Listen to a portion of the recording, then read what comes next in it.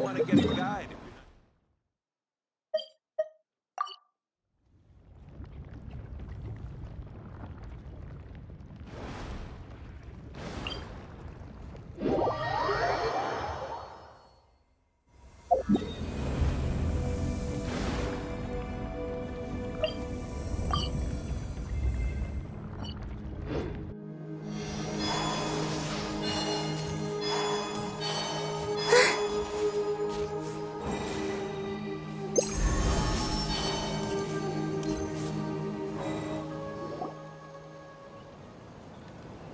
Oh, Tumini and Paimon. Fancy that. I didn't expect to run into you two here.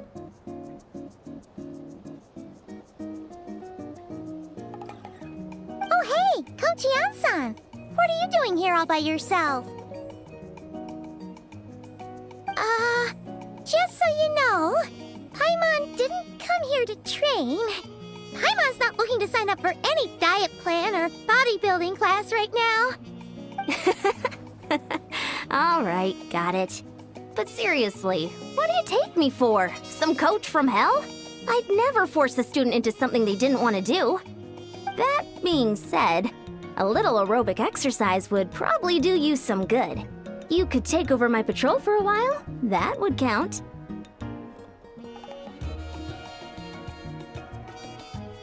Yeah, all jokes aside, you're right. I'm looking for some help. The Collective of Plenty is holding a bodybuilding competition soon, and so many people have been busy squeezing in their last-minute workouts that we've run out of staff for patrols.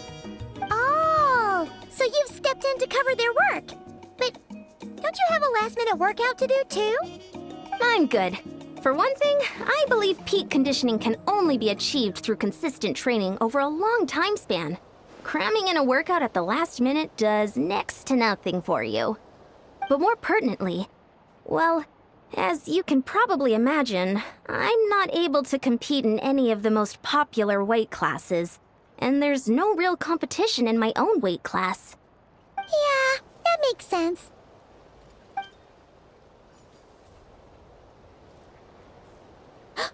Oh no! Don't look at Paimon like that. We are not the same weight class, and no way is Paimon competing against you. Traveler, let's just help with the patrol, all right? Otherwise, Yan-san's gonna make Paimon enter a bodybuilding competition. Perfect. I managed to get you on board with just one look.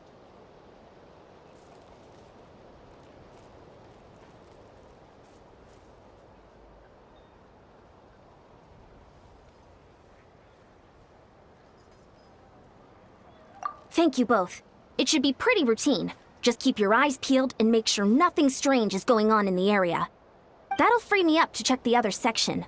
Let's meet back at the settlement when we're both done. Sure thing. Just leave it to us.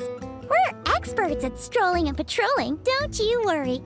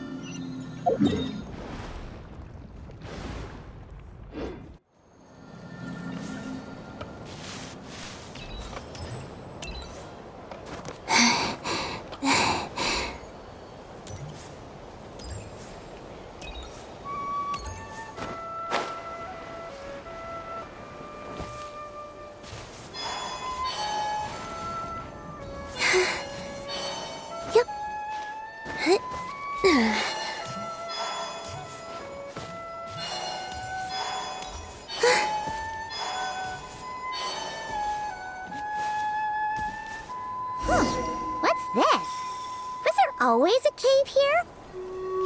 We should go take a look.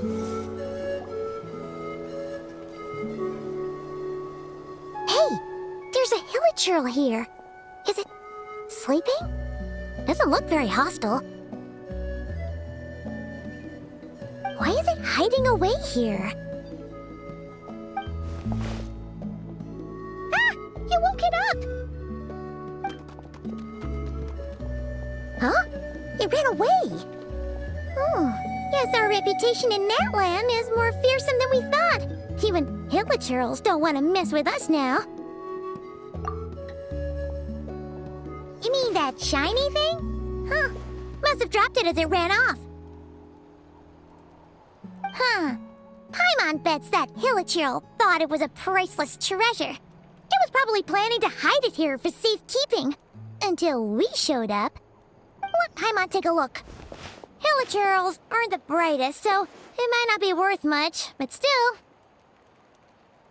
What is it? You look so serious all of a sudden. Isn't this just a regular old key? The style is unusual, though. Doesn't look Natlanese. Where do you think it's from?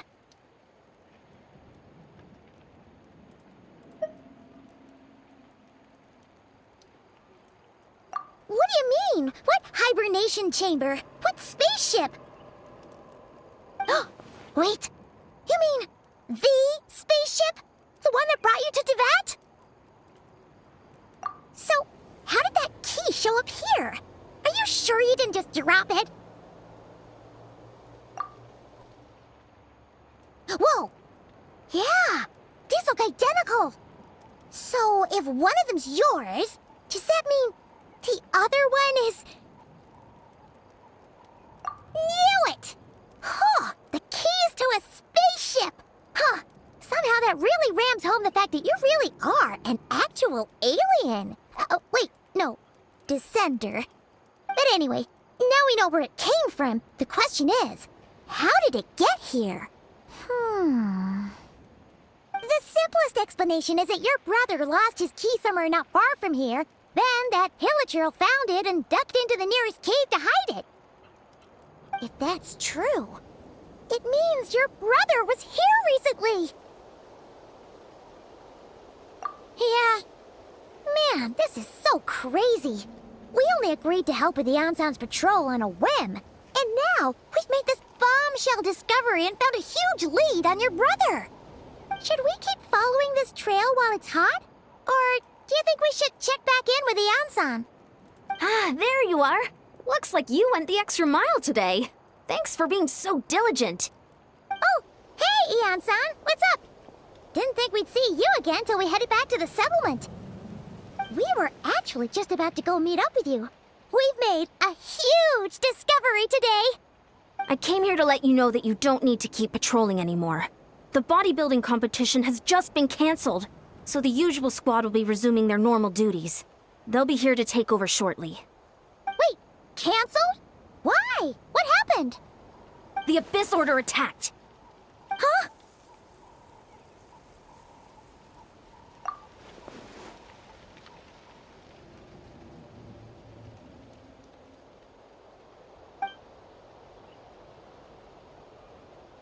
I've heard of the Abyss Order, but this is the first time I've known them to take organized action on such a large scale.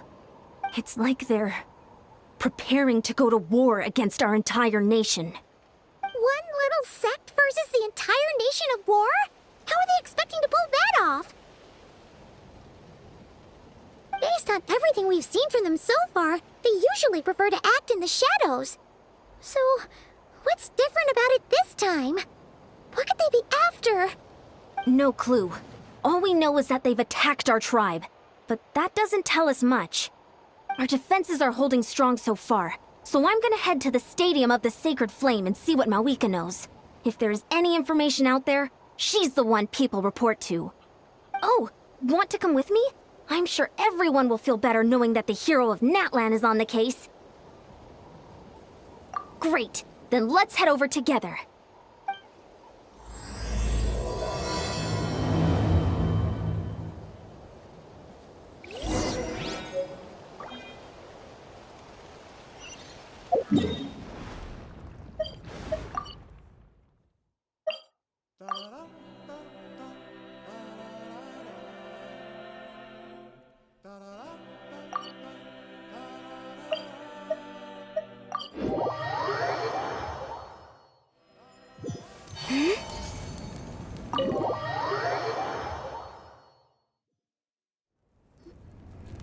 Mauika! Oh? Great timing, Eon-san. I was just about to send someone for you. And it's good to see the travelers with you. How are things looking? What's the latest word from the messengers? The Abyss Order has been spotted near several tribes at the same time. Clearly, this is a coordinated strike. Also, their numbers are much higher than expected. Their organization appears to have grown considerably, but because they're usually so secretive, this is the first we're learning of it. It sounds like they're throwing everything they have at us. What are they trying to achieve? That's what I'd like to know as well. Historically, Natlan has not been a hotbed of Abyss Order activity, and we have no particular quarrel with them. Could it be revenge, perhaps? Would they want to get back at us for our recent victory over the Abyss? Seems unlikely. But then again, Paimon wouldn't put anything past the Abyss Order. It's too early to say anything definite. For the time being, we should continue monitoring the situation. How are the battles going? Not too many casualties, hopefully? Well, even if they're committing all their forces to the fight, they're in for a tough time. Our brave warriors have just emerged victorious from an all-out fight against the Abyss itself. Yep. We have a whole nation's worth of seasoned veterans fighting for us. Compared to the true Abyss, the Abyss Order poses a far smaller threat. They cannot endlessly replenish their forces, for starters. However, this is still a war, so we must give it our all and do our utmost to minimize casualties. The tribes are organizing their defenses as we speak. Traveler, this is one war that Natlan can handle on its own. If you wish to stay out of it, you'll be safe here at the stadium with me. Oh? In what way?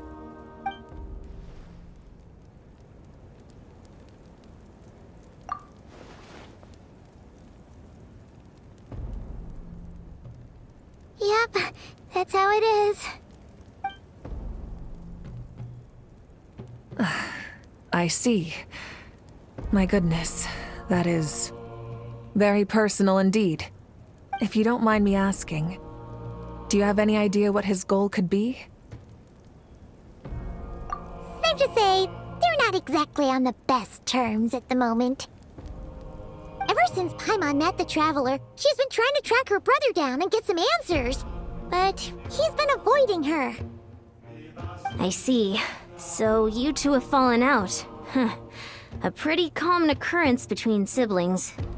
Well, yeah, that may be. But the stakes are a little higher where these two are involved. They certainly are. Although somehow it doesn't surprise me that a spat between the Traveler and Twin could affect the fate of the entire world. Just so I'm clear, you're still on Natlan's side, and you have no idea what your sibling is after. Is that right?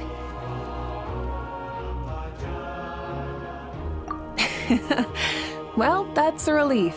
When you first mentioned your sibling, I was worried we were about to be thrust into an impossible position. Our reports say that the Abyss Order has focused most of their efforts against the Masters of the Nightwind. If you don't plan on staying here with me, I'd recommend going there to lend them a hand.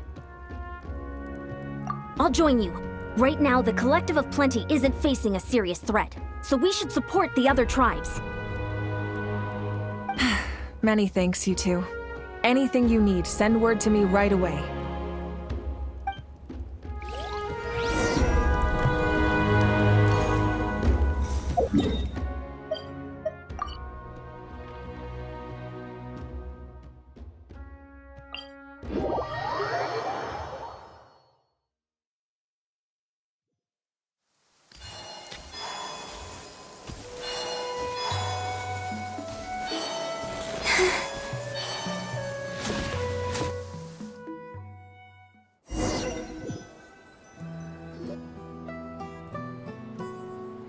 Look, it's Eulalie! Huh. I wasn't expecting to see you here. Are you here to reinforce us? How are things looking? Mauika told us to come here. Oh, the situation must be pretty dire if it's managed to get Eulalie out of the house. Dire? No, I wouldn't go that far. It's mostly just irritating. I heard we're being hit the hardest out of all the tribes. What are they trying to imply? They just think we're pushovers or something? The more I thought about it, the angrier I got. I couldn't exactly concentrate on my novel after that, so... well, here I am. So, that's how they earned the ire of Granny Eatsley, huh? They call themselves the Abyss Order, yes? Ugh, so tasteless. It's exactly the kind of two-dimensional name a clueless writer picks because they don't trust the rest of their writing to persuade the reader of who the real villains are. Hey, she's saying your brother has poor taste.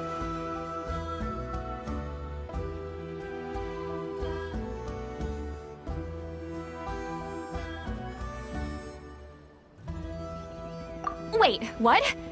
Are you saying her brother is a member of the Abyss Order? I only said that because I was mad, but maybe I went too far. Hey, let's save the chat for later. We've got some enemies incoming. Good. A much-needed chance to vent my frustration. And not a moment too soon. Things were getting awkward there. Luckily, I'll never have to find out just how badly the rest of that conversation was gonna go. You didn't have to say that last part out loud, Seat Lolly. Anyway, let's get him!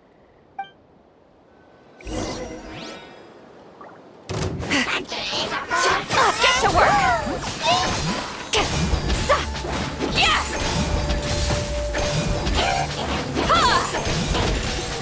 Yeah! Sha!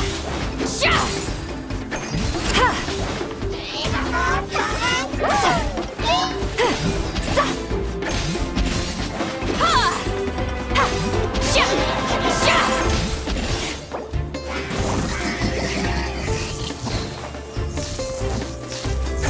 Fulfill our pact! You two! Time to end them!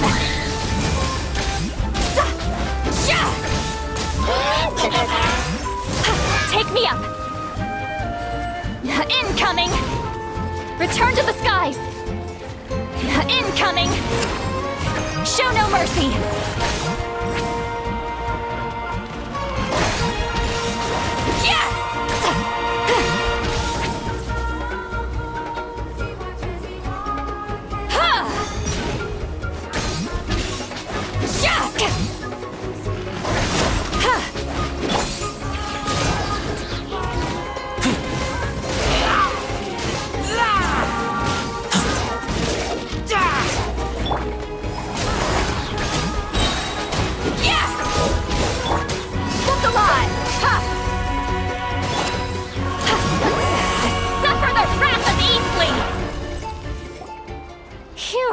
Much better.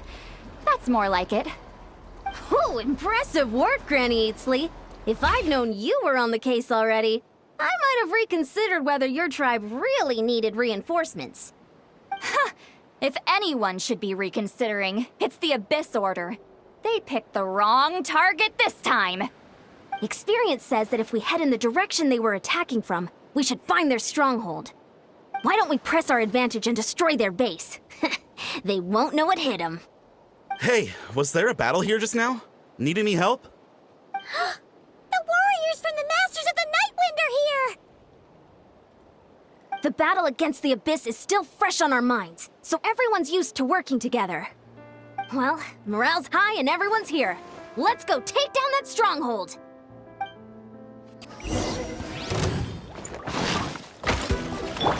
A new moon rises. Get to work! Rise like smoke! Incoming!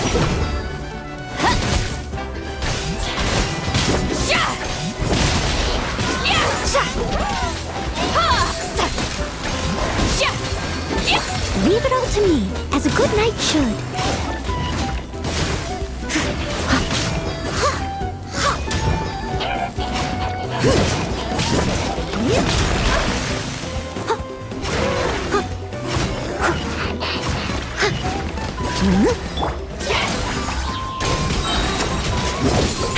Rise like smoke!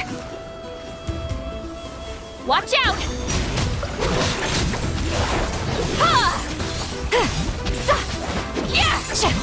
Forward! Crush them!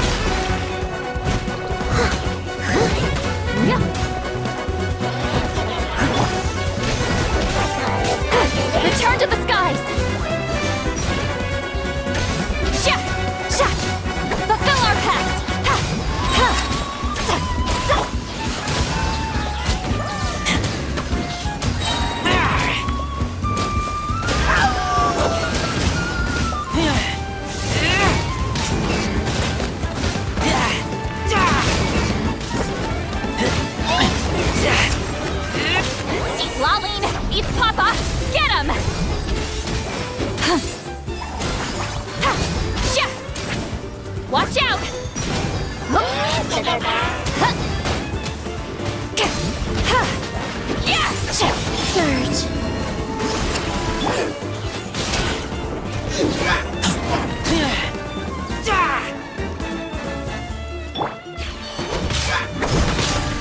Warriors, attack! After them!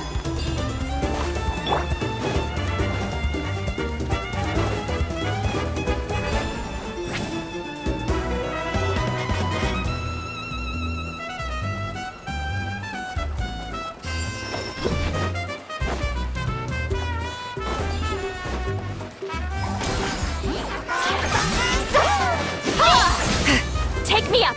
Ha! Yeah! Sha! Ha! Sha!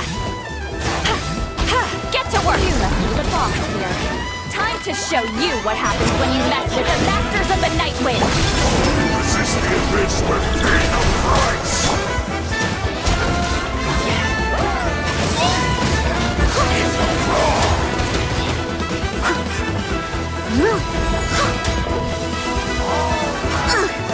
I missed a spot.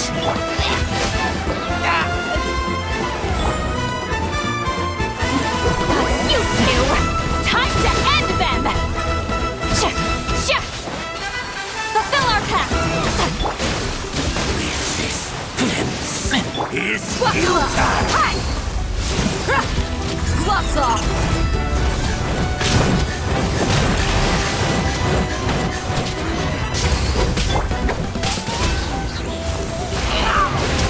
Get back!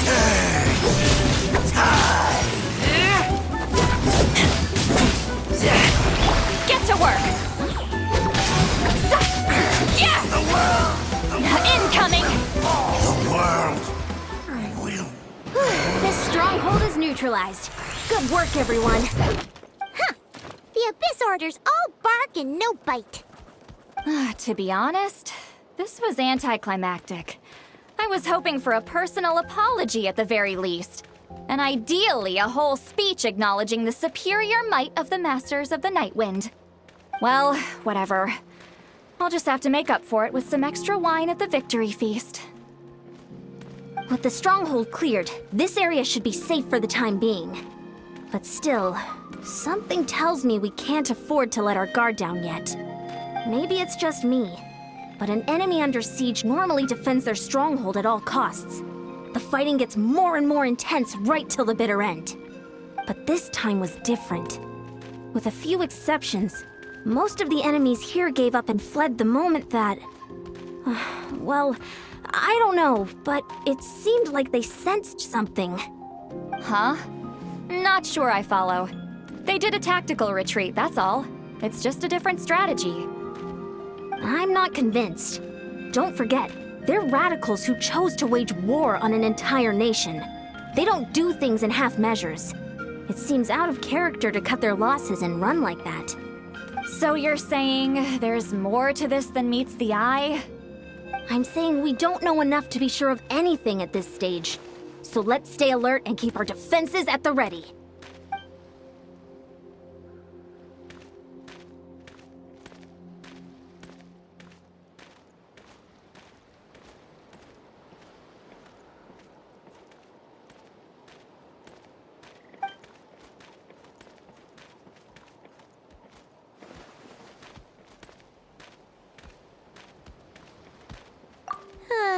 Paimon had a hunch you might say that. But you're right. If we can somehow use that key to track down your sibling, maybe we can end this war before things get serious. And maybe you can finally get some answers. Wait, you're leaving? But I was still debating whether to invite you to the first victory feast. Go ahead, you two. See, Lolly and I will take care of things here.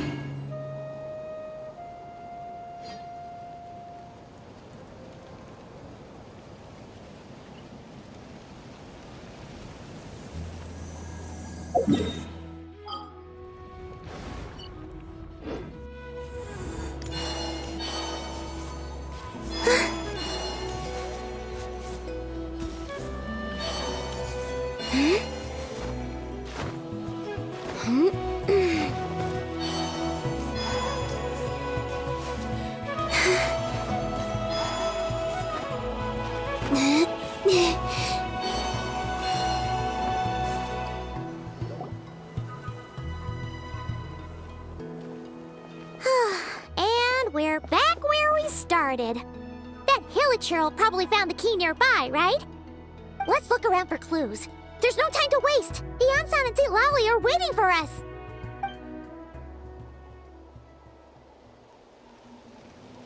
Ugh. We've scoured the entire area, but still nothing. How the heck did the key end up in that Hilichurl's hands? Are we supposed to believe that it just fell out of your brother's pocket as he passed by? Seems kinda ludicrous to lose something so important in such a dumb way. But then again, who knows? Sometimes in life, things just go missing and that's that. Oh, thank goodness! Someone's here. Please help me. Huh? Who are you? What happened?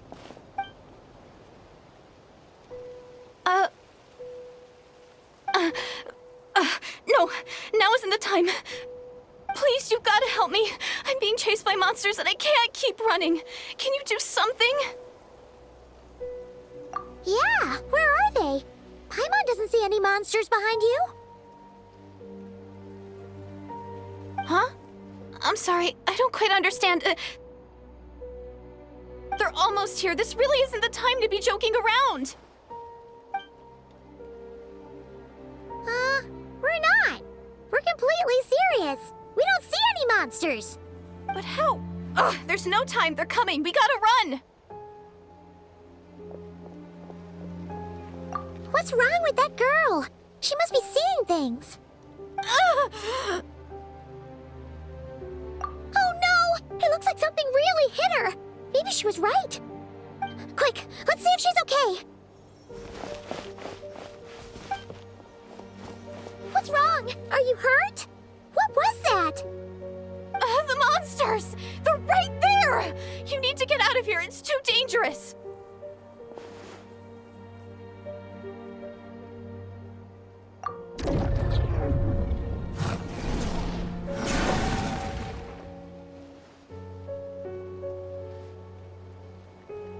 Huh? Oh, now you finally see them.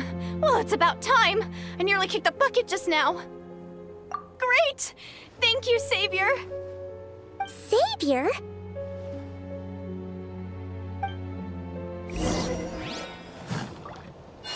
A new moon rises. I must leave no stone unturned. Yeah.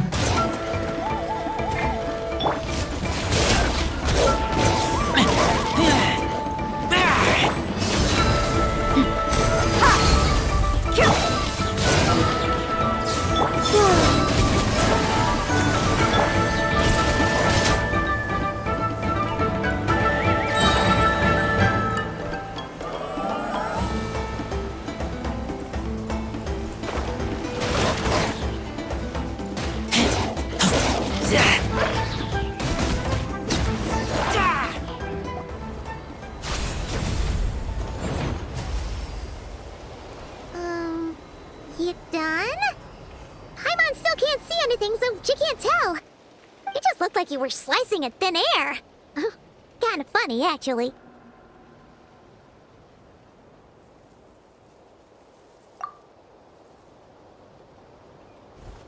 Oh, really?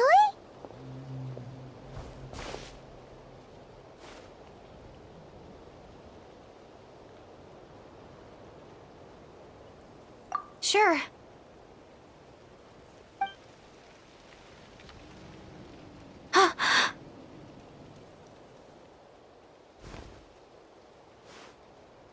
It's nothing. It's okay. I can see they're all gone now. No need for you to check. I didn't think much of it when the monsters were breathing down our necks, but now that I've calmed down, holding hands with you like this, I'm just a little shy, that's all. Huh? Have you never shaken hands with someone before? You sure get flustered easily. Well, anyway, I haven't had the chance to introduce myself yet. I'm Deirdith. Thanks for, saving me just now. I'm really grateful for your help. No worries. Paimon's Paimon, and this is the Traveler. With her around, you'll be safe from any monsters. As long as they're visible. So, what was the deal with those monsters just now, anyway? Your guess is as good as mine. I could see them the whole time, so when you said you couldn't, I thought you were making fun of me. Whoa! That must have been the idea that we'd stand by and laugh while some poor girl was being hunted down by monsters? Why did I go flying like that? Was that a glitch? And they haven't addressed the fact that she's from Chondria either.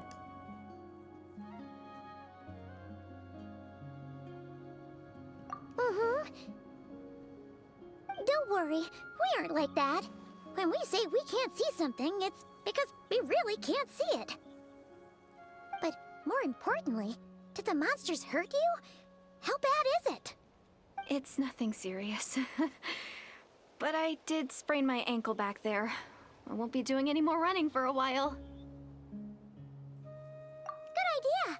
We'll take you. I feel like this is one of those flashbacks when it's actually the brother, not her. Thank you so much.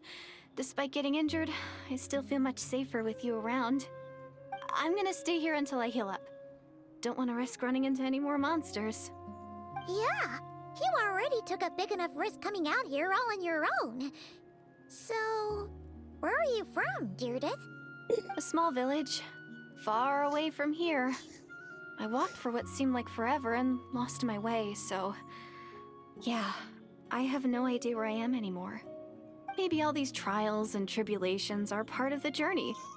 No one said finding the Savior is gonna be easy. Huh. That's the second time you called the Traveler a savior.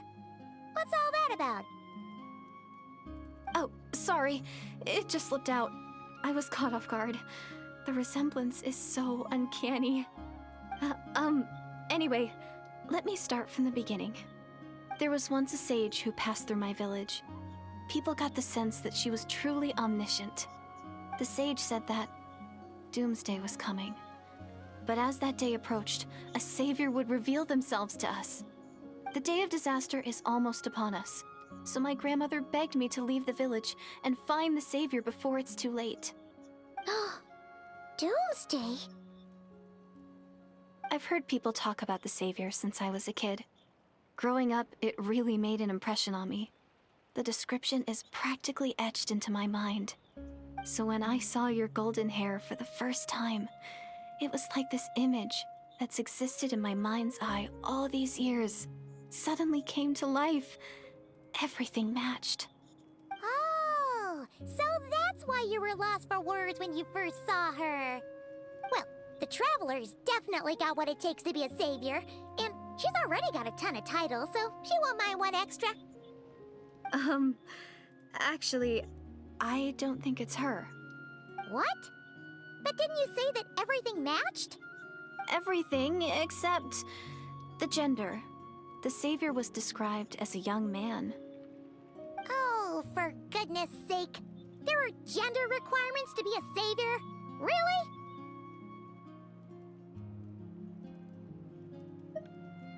Oh, of course. If it's not you, then it's gotta be him. Who? Who is it? You have a brother? Well, then that's it. Oh, it's him. It has to be.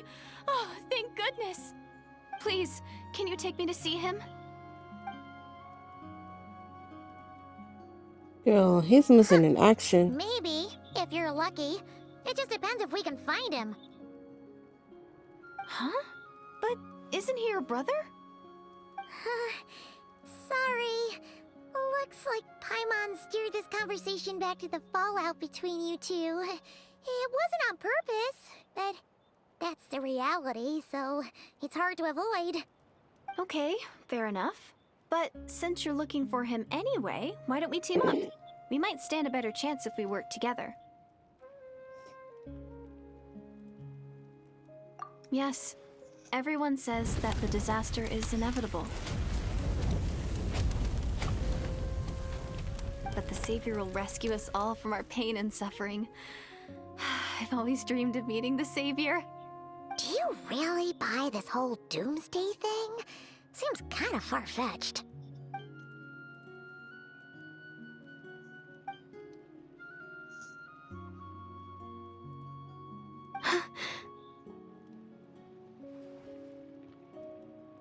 See?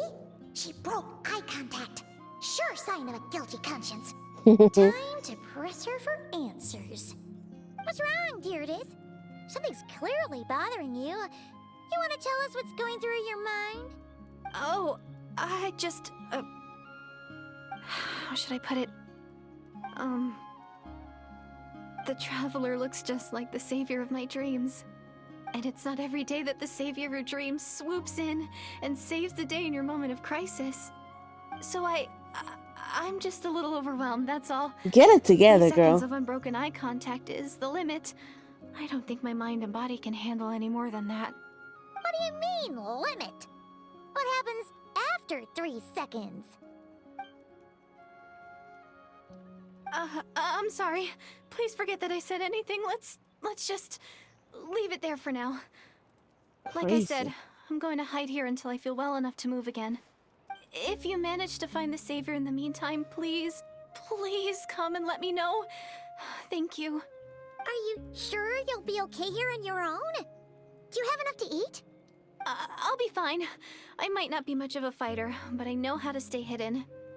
And if I get hungry, I'm sure I'll find something around here. Don't worry about that. All right then. Well, take care. Being on your own isn't easy. What a mysterious girl. We should definitely keep an eye on her. But hey, at least she seems to like you. And it sounds like she's gonna help look for your brother when she's healed. Anyway, this is probably all the progress we're gonna make for now. Let's head back to the Masters of the Night Wind and see if they need our help.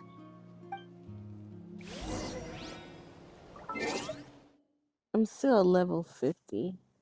I can ascend, but I can't do the mission. I keep running out of time to beat the whatever I need to beat over there.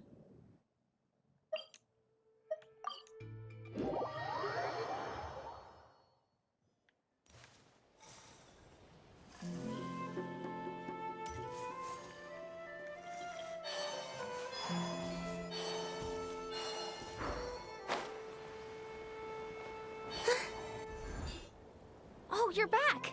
How did it go? Find anything? Nothing substantial, unfortunately. But we had the weirdest experience.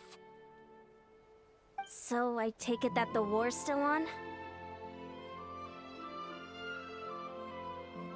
That's okay. I just wasn't sure, because things seemed to be at a standstill while you were gone. The Abyss Order hasn't attacked us, and since we don't know what they're planning, we haven't made a move either. In a word, it's a stalemate. The guards have been keeping watch around the clock, but for everyone else, you wouldn't even know we're at war. Huh. Really makes you wonder what the Abyss Order's thinking. I was wondering, Traveler, if you have the time, could you go and pay a visit to the guards? They've been working a pretty demanding schedule. I was gonna go see them myself, but I'm sure they'd appreciate a visit from the greatest hero of our time. Oh, but you're a great hero too, Yan-san. Great. Thanks, you two.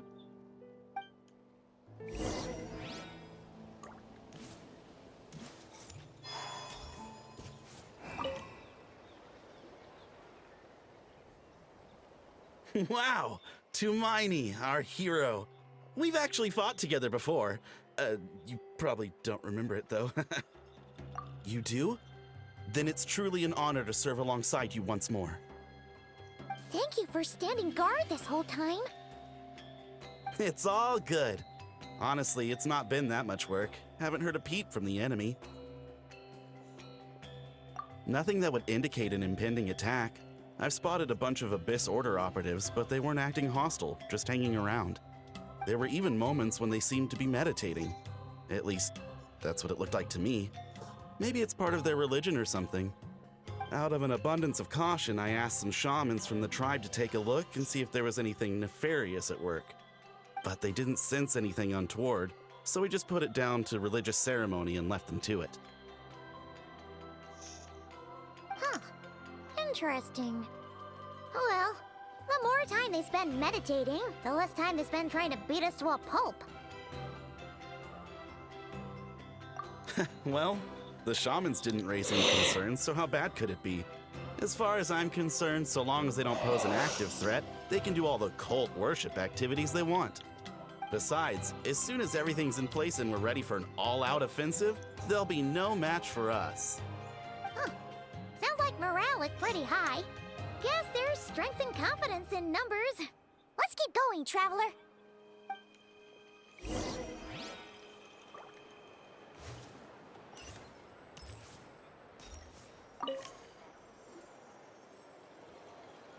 Huh? Is that Tumaini? What brings you here? Is this like a meet and greet? I wasn't. I'm so nervous. Relax. Come on. You'd march to war without so much as blinking. What's so scary about a chat with a Traveler, huh? It's not the same thing at all. There are plenty of chances to go to war, but a one-on-one chat with our great hero, that could be a once-in-a-lifetime opportunity. How can I Did a not heart be just nervous? flow by? What if I say something wrong? Or if my posture's bad? Or if I accidentally make a weird expression with my face? One bad impression can stick for life. No one's here to judge you on your posture or your facial expressions. Relax. All right then. I'm sorry, great hero, but I have a small favor to ask. Let Paimon guess. An autograph, right? That's easy. May I challenge you to a fight? That's What? crazy. How can you be so audacious and so sheepish at the same time? Huh. Paimon's starting to think your nervousness is all just an act. No, of course not. I just figured that if I don't ask now, I'll regret it for the rest of my life.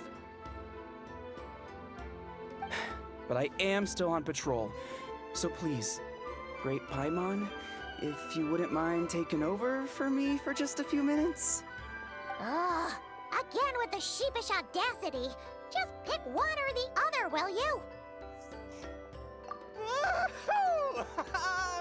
Ugh.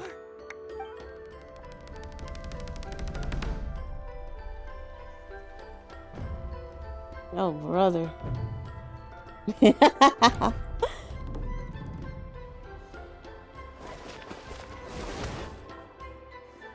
Obviously, I never expected to win, but until now, I didn't appreciate just how great the gulf was between us. I'll be bragging about the day I got to spar with Tumaini for the rest of my life. Today's really my lucky day. You went down with one Ah. punch, bro. Paimon can't keep up with you. Your tone has changed all over again. Now you've had a spar with the Traveler. What gives? Well, some people connect through conversation, but we warriors bond by sparring. And now that I've had a bout with the hero, we're no longer strangers. Nothing to be nervous about anymore. Okay. Well, to each their own. But Paimon's still gonna stick to conversation. Not at all. We haven't spotted any new enemy movements. As Paimon expected, nothing here either. Let's do another lap and get back to Yan-san.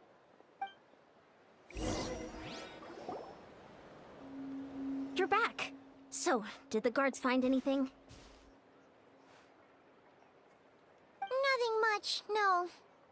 Someone mentioned that the Abyss Order has been doing some kind of meditation or prayer, but apparently it seemed harmless. Paimon wants to lodge a complaint about one of the guards, though. His name's Kintaro.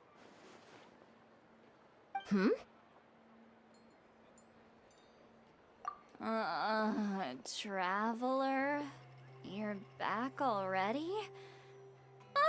And no one thought to wake me up, huh? In fairness, you look pretty hungover. Can't imagine anyone wanting to wake you up in that state. I'll have you know I'm perfectly sober when I'm hungover. Okay. I'll admit that sounds strange at face value, but regardless, what I meant to say is, I heard something about the Abyss Order engaging in meditation. Yeah, that's right. Does it mean anything to you, Siglali? I sensed something strange in my dream. It was vague, but it seemed as if some noise had found its way into Natlan's ley lines. Oh god. Oh, what does that mean? Hard to say. I don't think it had any tangible effect on the Night Kingdom or on our ley lines, but still. It's like a signal that exists on a different dimension of reality. It might not interfere with ours or pose any detectable risk, but I just get the sense that something strange is going on. Oh. So even someone as familiar with the ley lines as you can't tell what's going on. They need to let go of the ley lines. No wonder the Jesus. shamans that Satura called to the front lines couldn't sense anything. Ian-san, I think we should go talk to the chiefs. There's no point dragging this out. We need to take the initiative and drive the Abyss Order out of Natlan for good. If that's the Council of Granny Eatsley, I'm sure the chiefs will agree. But it will still take us some time to gather the required force. In war, adequate planning and preparation is the key to victory. Sure, but the finer details aren't my concern. Anyway, I'll leave you to it. Just remember to come find me when you're ready to talk to the chiefs.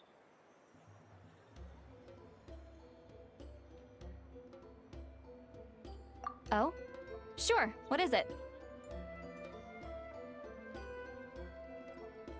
Huh, you mean only select individuals can see them?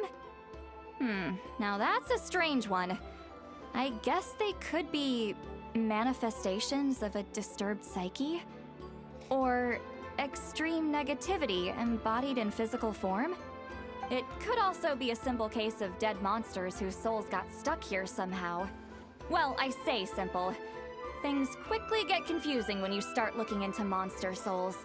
For starters, trying to figure out which classification system to use is a real pain in the... Alright, we get it. Granny Eatsley's learning and wisdom knows no bounds. But could we just get the short answer? Hey, I was just thinking out loud.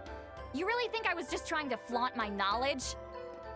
Anyway, the short answer is... there are many potential explanations for the kind of phenomenon you describe. That said, it's not something I've ever encountered in all my years. Oh, wow. Okay. Well, if Granny Eatsley's never seen it, it might as well not exist, right? Hey, I'm not that old! Care to elaborate on what happened? This all sounds rather mysterious. Maybe that's what the chanting is about, like disappearing them so they can attack Really? better. You had to hold her hand to see the monsters? Sounds a little contrived. Huh? That's the part that bothers you? Maybe the point is more that it requires direct physical contact, whether that be hand-holding or otherwise. But that's neither here nor there. What bothers me is, it sounds like she's convinced that your sibling, the leader of the Abyss Order, is a savior. That really makes me question whose side this girl is on, and whether what she told you about her background is actually the truth. Sorry if that comes across as paranoid. It's just hard not to be suspicious of everything when we're in the middle of a war. Actually, Paimon feels like you make a fair point. Whoever this girl is, she sounds like bad news. Okay, well, you're clearly just jumping to conclusions. It's hard to know what to make of it. A young lady all by herself, lost in the middle of nowhere, sees monsters that no one else can, calls the leader of the Abyss Order her savior. At the very least, we should remain vigilant. Keep a close watch on her. Wonder if anyone else is gonna On be able that to note, see her. We probably shouldn't have left her by herself in that cave. Traveler, we still need some time to muster our forces. Maybe you could check on her if you're not busy. Just be careful. It's settled then. Let's go check on her.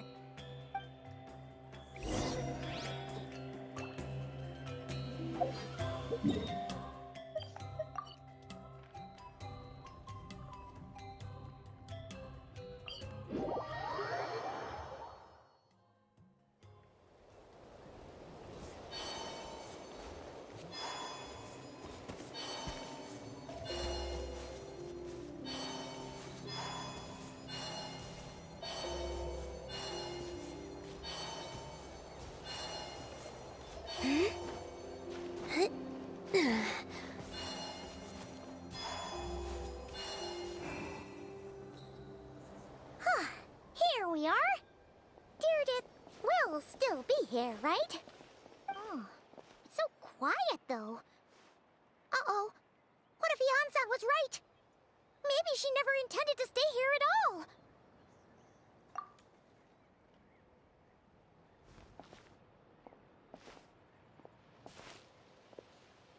Oh, Traveler, watch out!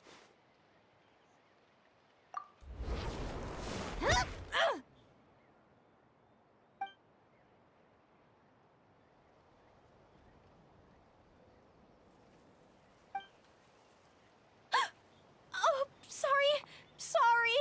I didn't know it was you. I heard a noise and I thought it was the monsters coming to get me. Oh, did I hurt you? Oh, I'm so sorry. I wasn't thinking straight.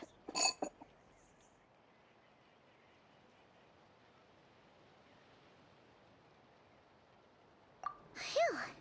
That was scary. Paimon thought we'd walked into a trap.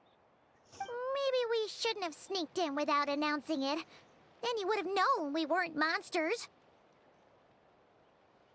To be honest, I've been really on edge since you left. I just have this constant feeling that any second, the monsters are gonna come back and get me. And it's not like I can run from them. There's also no way to cook here. It's good you got back when you did. Another hour and a half and you probably would have found me starved to death. Oh, that's weirdly precise.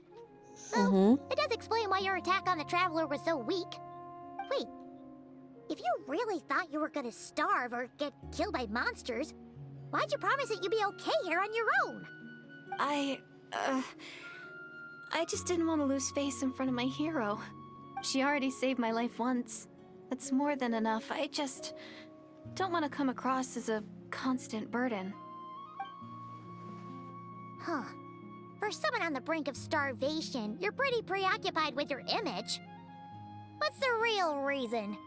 What? That is the real reason. I'm kind of bearing my soul here, you know?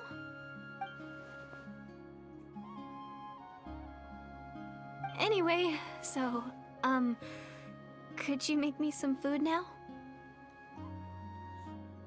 are we not about to address the eyes?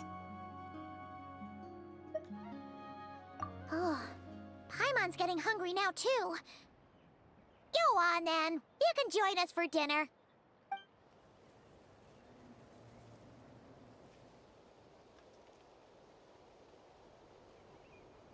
Whew. I am so full. Thanks for saving me, again. Starvation feels like a distant memory now. Huh. You can really pack it away, Deirdre.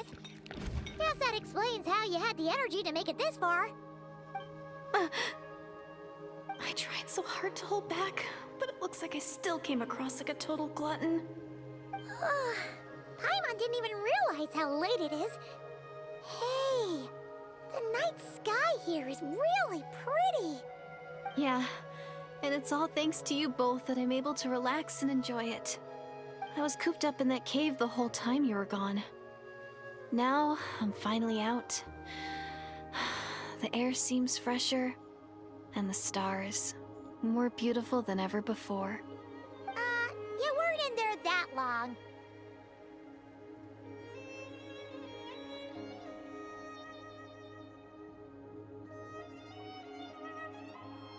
When I was young, I used to lie on the roof of my house, gazing up at the stars. And often, my mind would drift to this question: is this starry sky actually real?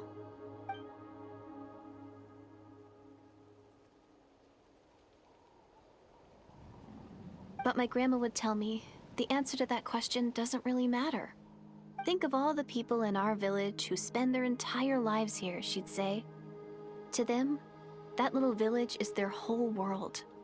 And so, if it's our destiny to live beneath this sky all our lives, then whatever may or may not lie beyond, this is our world. And that sky is real to us. Paimon kinda gets you, but also not really. Is it kind of like how journeying with the Traveler is everything to Paimon right now?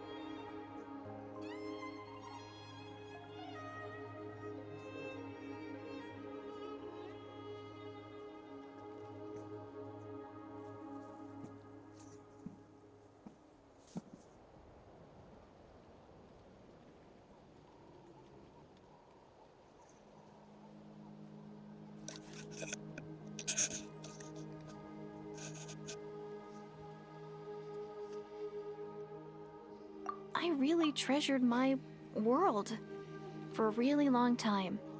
The village was my everything. The houses, the scenery, stories I always loved to hear about the Savior. But I could never bring myself to agree with Grandma. Even if the village was my entire world, I still had to know what lay outside its borders. Yeah! Go you! So, I finally ventured out and set off on my journey to find the Savior.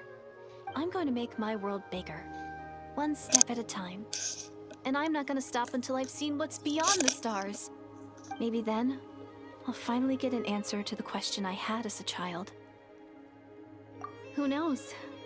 Maybe one day, I'll be sitting and chatting just like we are now, but with someone from another world. Yeah, one day. Oh, if only we could tell her. But it's probably best not to open that can of worms right now. I need to find the Savior and protect my world. Then, I can make sure it continues to grow. That's the most worthwhile thing I could think of doing. So I've been giving it everything I've got. You know what? That's pretty cool. Paimon kinda wants to root for you now. Oh, sorry. I got a little carried away. I always get chatty after a hearty meal. Just like my grandma.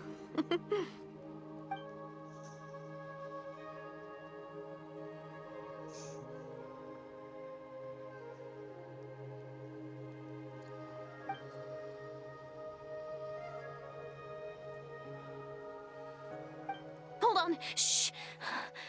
It's them. The monsters are back. Where? Oh, still invisible, huh?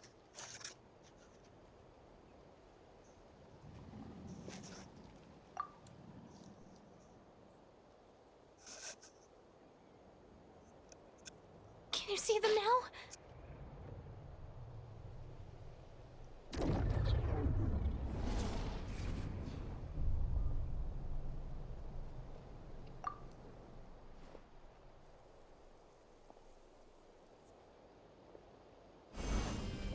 What is going on with this scene? Oh shit, I'm like, what the fuck is she doing? Paimon still can't see anything. But please, be careful.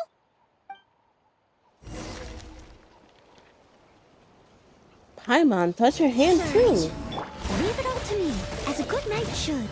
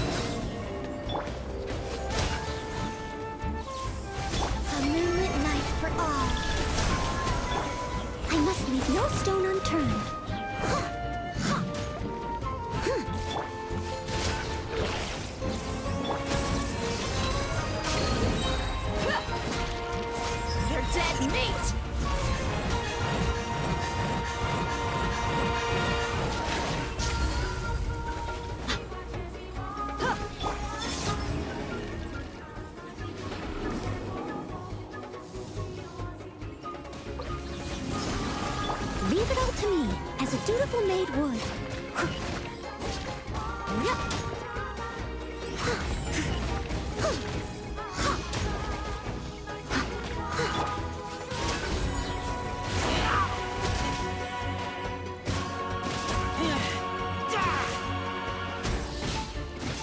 Get back!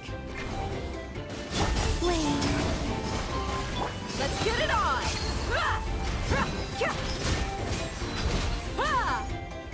A new moon rises.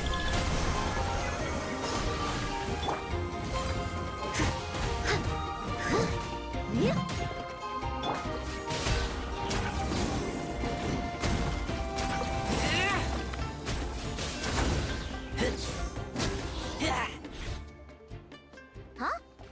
Wow, that was fast. Did you get all of them? Oh, Paimon's slowly but surely getting used to the sight of you fighting thin air. You doing all right, Deirdith? Deirdith? Hey, it's okay. There's nothing to be scared of anymore. Oh, I'm fine. I just spaced out there for a moment. You spaced out? That's a pretty bold move under the circumstances. I was just... the image of the Traveler fighting to protect me. I was trying to commit it to memory. Seems like the least I can do. All right. Whatever floats your boat. Anyway, there are no more monsters in the area, and it's getting late. Why don't you stay here tonight? Sounds reasonable to Paimon. What do you think, Traveler?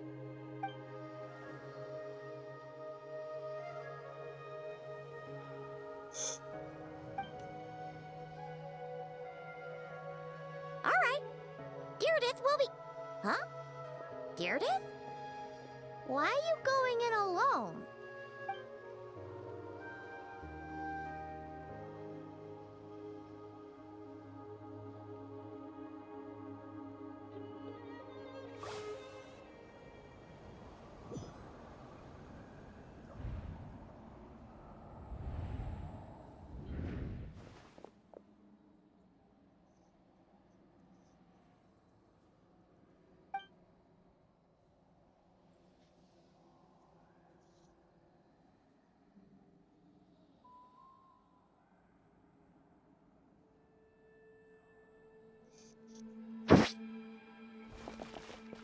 What the fuck is going on?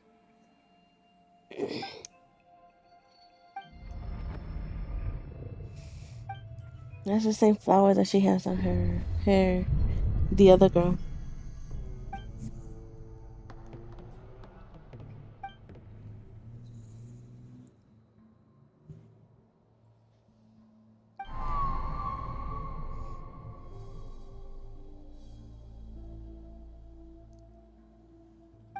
Doomsday.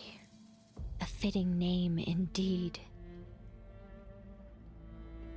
A blood-red sky. Wild beasts that slaughter all in sight. Endless pain. A terrible curse that cannot be reversed. And the birth of a savior.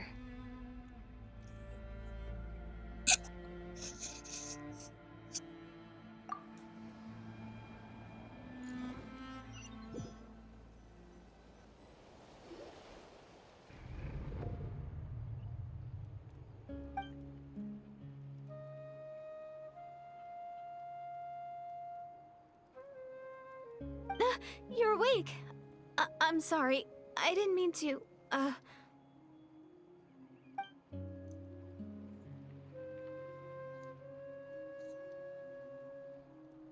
You just look quite distressed, like you were having a nightmare. I thought if I took your hand into mine, you might find it soothing. At least, that's what my family always did when I had nightmares. But it didn't seem to work on you. In fact, I think I made it even worse. I'm so sorry. Oh, is that right? You better not be trying to pull a fast one on the Traveler. What? Don't be so... I have more self-control than that. Self-control? What does that have to do with it?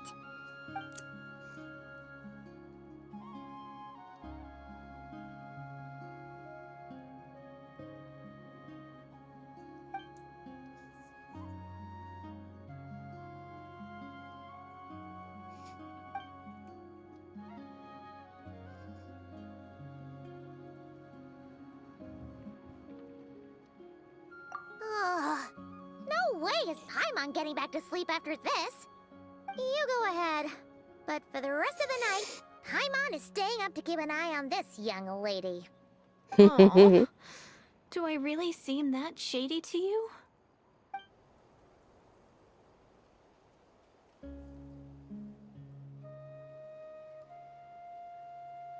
Well, Deirdre, there should be enough food for 3 days. Make sure you eat the perishable stuff first, so nothing goes to waste. You can't tell which stuff is perishable, right? Yeah, I can tell from the ingredients. Thank you so much for making all this for me. 3 days will definitely be enough time for my ankle to heal. Then I'll continue on my journey to find the Savior. All right, then we'll be off. Bye for now, Deirdre. See you? Wait! But if this is goodbye, how am I supposed to find you again? Oh, I mean, what if I find your sibling? How am I supposed to let you know? Ah, that's a good point. We share the same goal, but we're constantly on the road, so we've got no fixed address. How about this?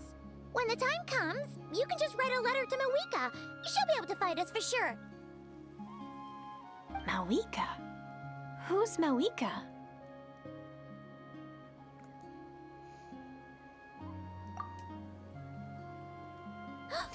It's the Abyss Order! They're here! No, imagine she can't see them now. Look like they're marching to war. More like they're running away? Where? What are you talking about? Oh no, she doesn't see them. A bunch of Abyss Order thugs. You don't see them? They're heading right this way. That's strange. I guess it's my turn to not be able to see the monsters.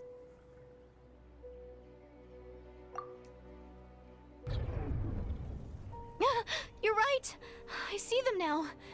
You weren't joking after all. So this is what it's like. What a weird situation. What is making these monsters invisible? Is it Deirdre? Or the monsters themselves? Or is it us? Well, might as well mow these ones down, just so they can't pose a threat to the tribes. Rue, I don't know if you're still watching, but do you remember any of this? Their morale seems super low. Guess they really were on the run, huh? So there's no more of them, right? I still can't wrap my mind around this. Why couldn't I see them until you took my hand?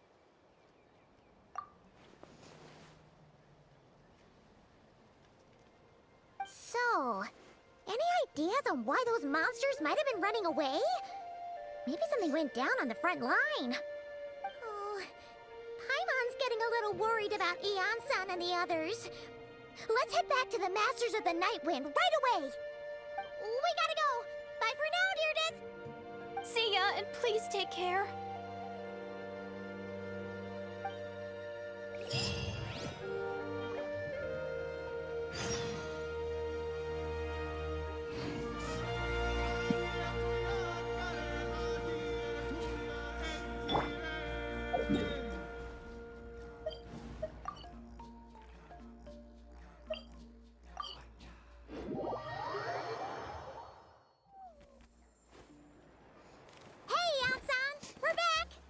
We ran into quite a big group from the Abyss Order just now.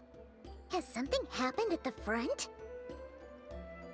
The front line has collapsed.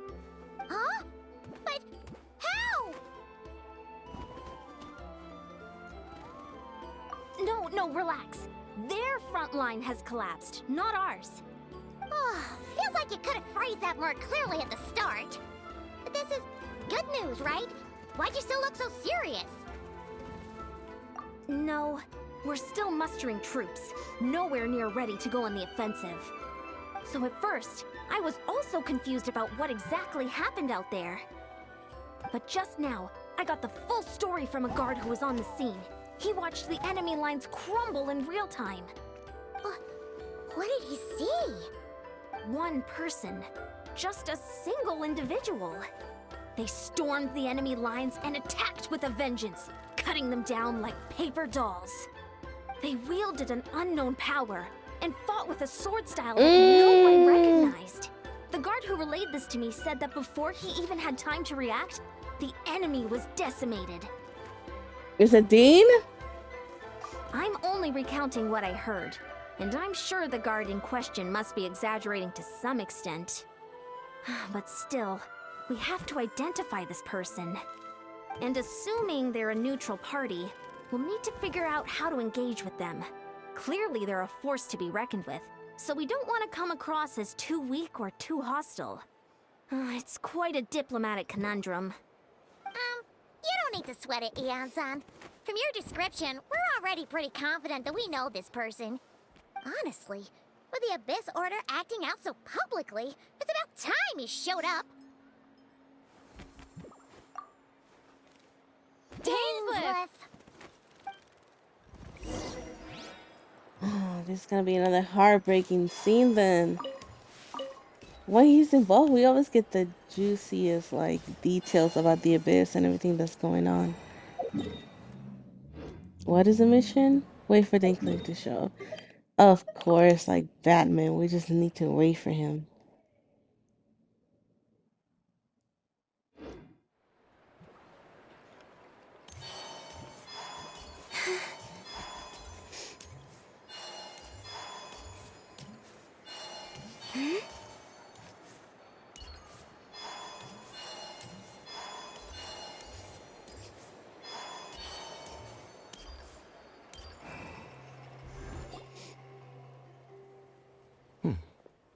Were you waiting for me?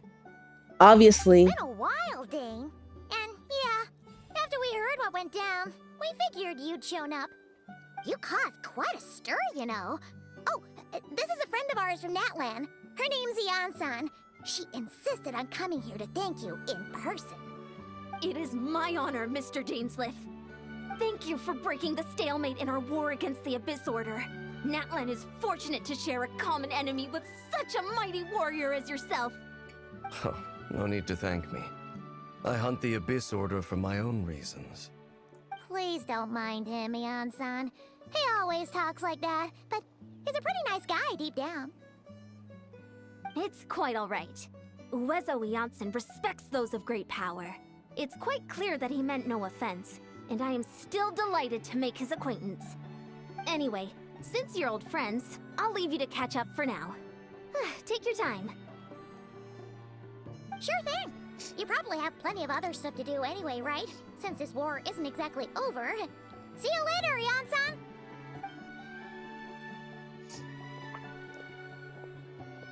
Hey, Dane! Would it have killed you to be a little more polite? She's our friend! Ian-san, yes? I will remember the name. But I will not invest more emotion than is necessary when dealing with the citizens of the Seven. It is a matter of principle for me.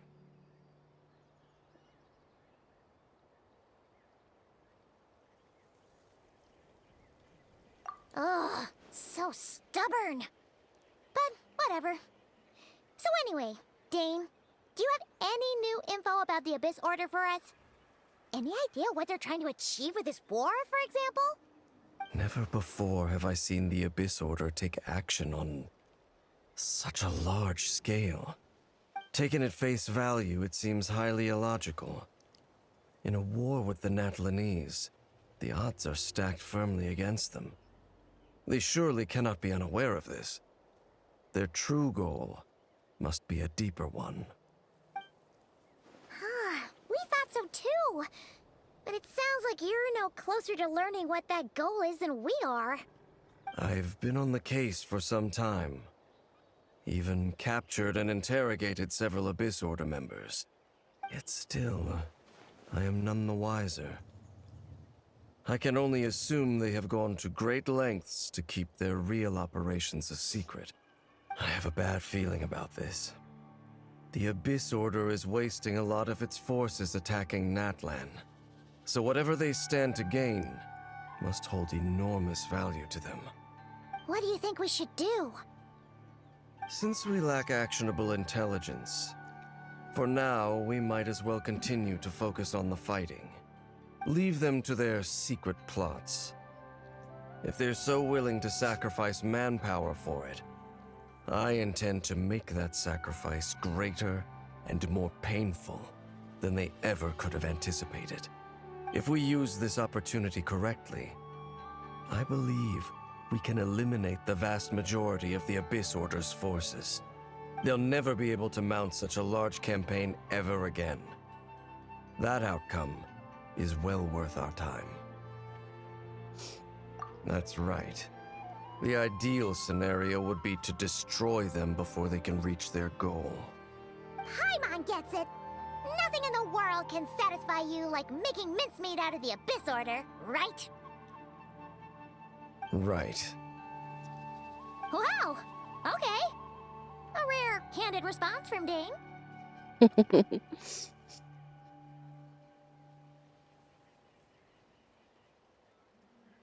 What about you?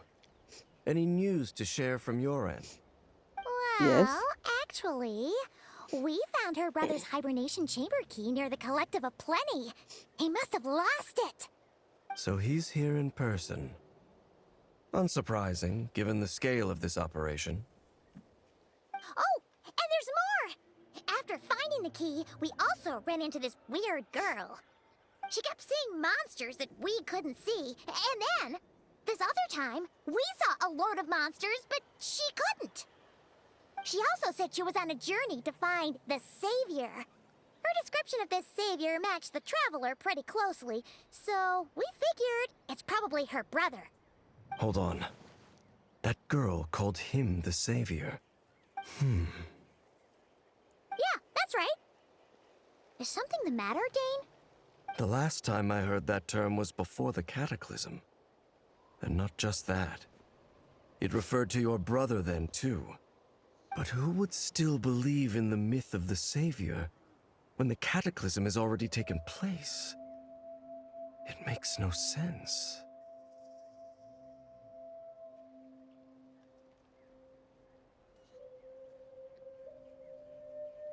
Wait, wasn't her brother called the Prince, though?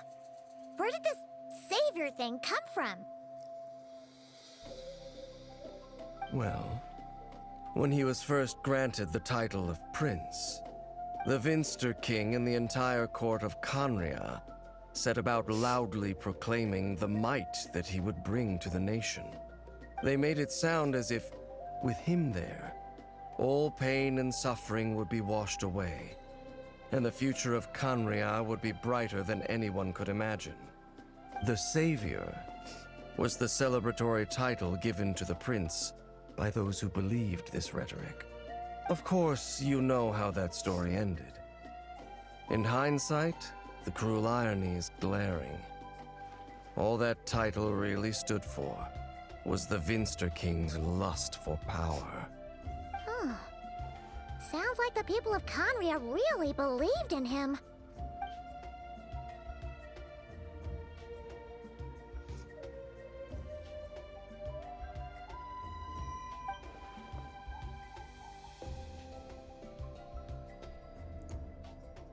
As for the girl you met, allow me to offer some speculation. I suspect she is descended from pure-blood Khaenri'ahns afflicted with the curse of immortality. They must have resettled somewhere remote, cut off from the rest of the world. That would explain how her people retained their ancient beliefs, including the myth of the golden-haired savior. Ah, Paimon gets it now. So, a bit like Kaya, except she grew up somewhere more isolated? Still, that doesn't explain the invisible monster situation. If she can't provide us with any more valuable intelligence, I suggest we shift our attention back to the Abyss Order. Sure. Also, why don't you stay with us at the Masters of the Night Wind for tonight? You must be tired after all that fighting today. I will consider it. But we must discuss our next steps first thing tomorrow morning. We can't give the Abyss Order any time to regroup.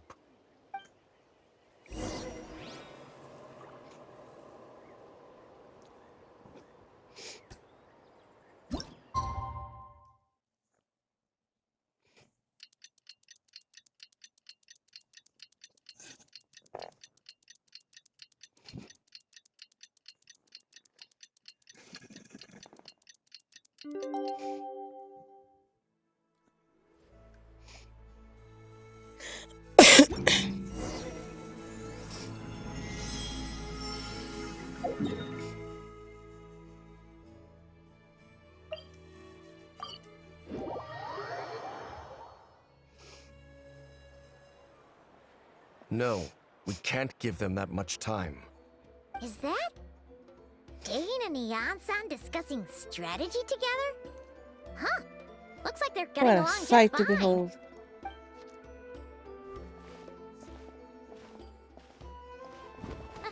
Morning!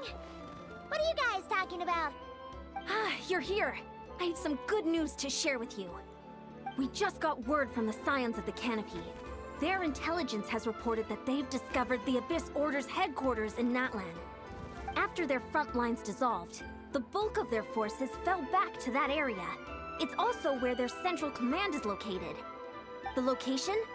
The Cinder City. Cinder City, huh? That tracks. Seems like their kind of place. Hey, this is great! This could be our chance to crush the Abyss Order once and for all! And with any luck, maybe we'll find your brother there too! Yep, our army is almost ready, and we've sent a message to Malwika to let her know the plan. We can't really launch an operation this big without the okay from the Archon. I beg to differ. This is wasting time. You have the intel you need, so act on it. Every second you delay only increases the Abyss Order's odds of survival. I've already explained my reasoning, Mr. Dainsleif. I understand your concern, but an immediate strike is not on the cards for us. Very well.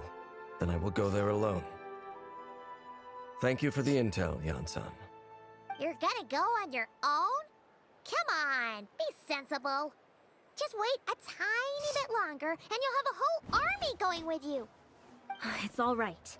I support your decision, Mr. Dainsleif. Huh? Shouldn't you be talking sense into him? I admire his courage, and I believe he is strong enough to take on the Abyss Order on his own. And even if things don't go to plan, he just needs to bide his time until we arrive with reinforcements. Mr. Dainsleif, I wish you the very best of luck. Thank you. Besties! Looks like he's waiting for you to say something, Traveler.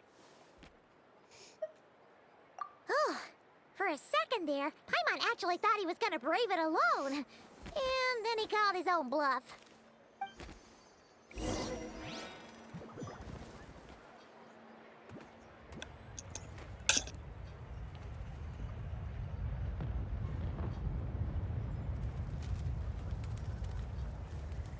I used to take long walks in Silver Moon Hall every day, so don't worry about me. I can keep up. Gotta pick the right location. Gotta pick a good date.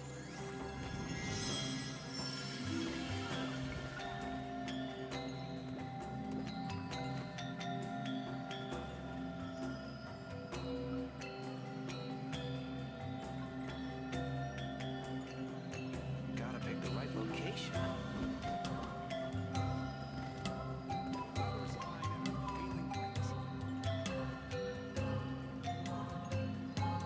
Gotta pick a good date.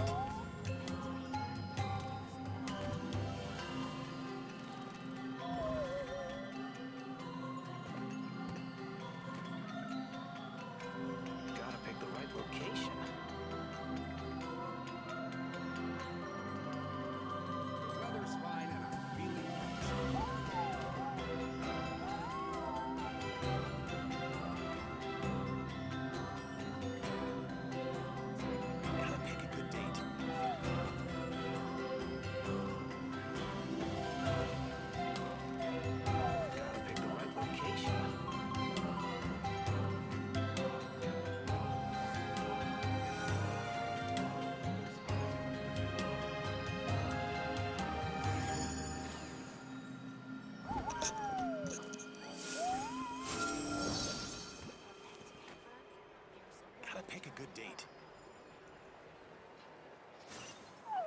Gotta pick the right.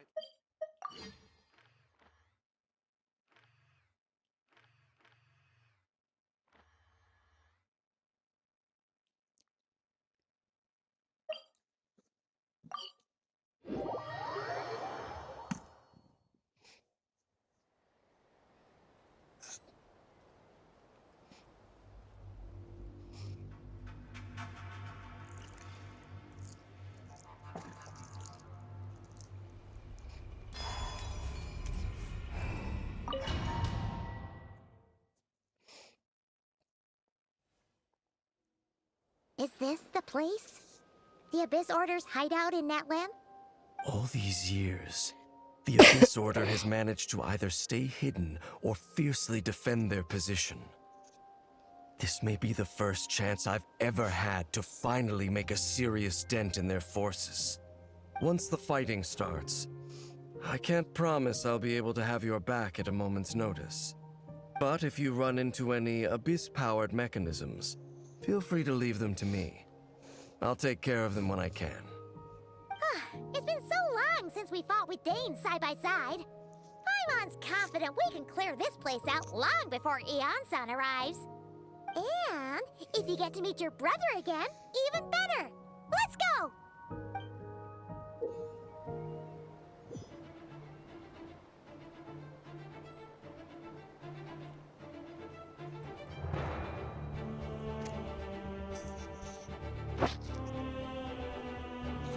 Finally, I get to play as him.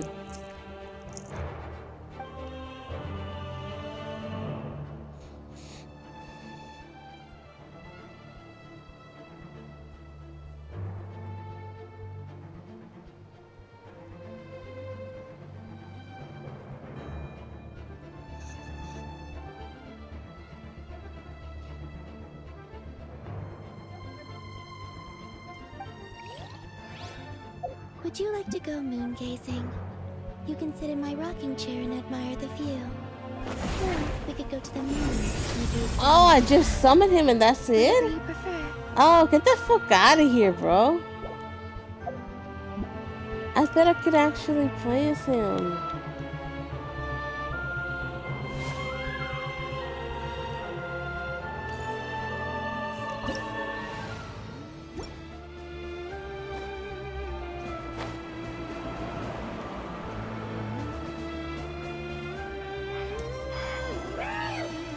Won't get another chance.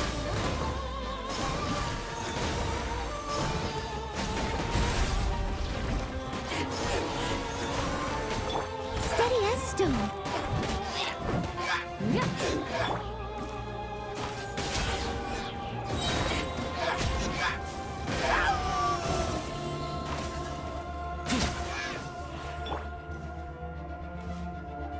Oh, that sucks. That really threw me off. Cheap tricks.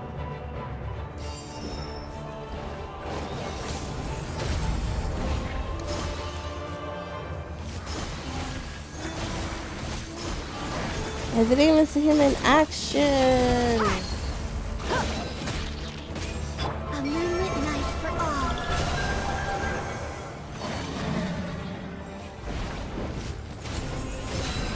You won't get another chance. Oh my god, they suck for that. Ask for it. They might as well have given him to me.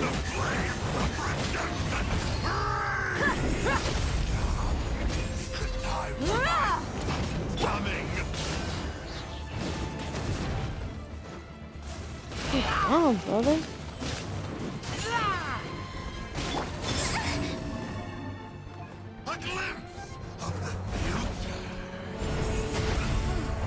This is a very different battle from the one we fought with Eon-san.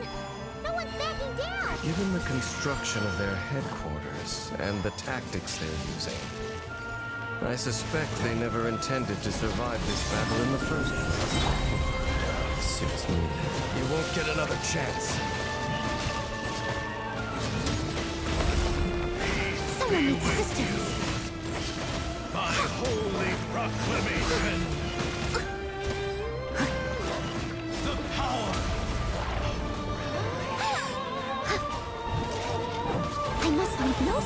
returned.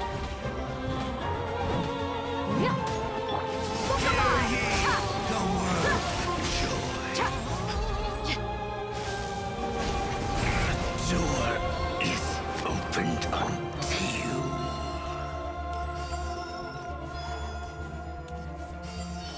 Cheap tricks.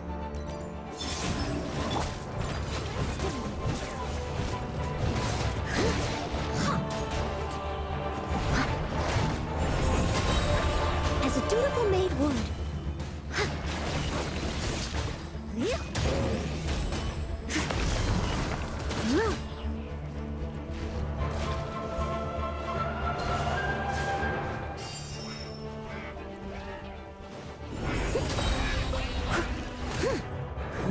Let's get it on! Hi! Gloves off!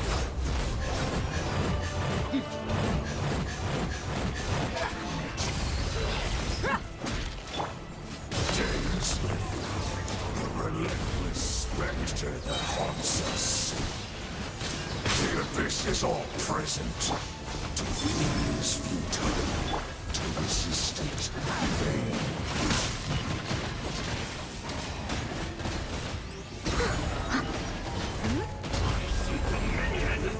I'll catch up.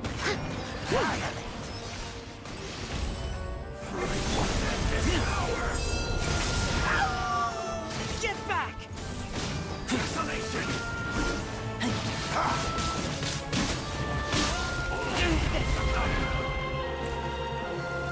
Where's the fucking little fairy? blood. Oh, witch. There you are, motherfucker. 3 moons converge.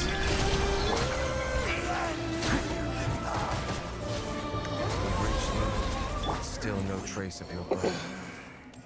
So, who's calling the shots here?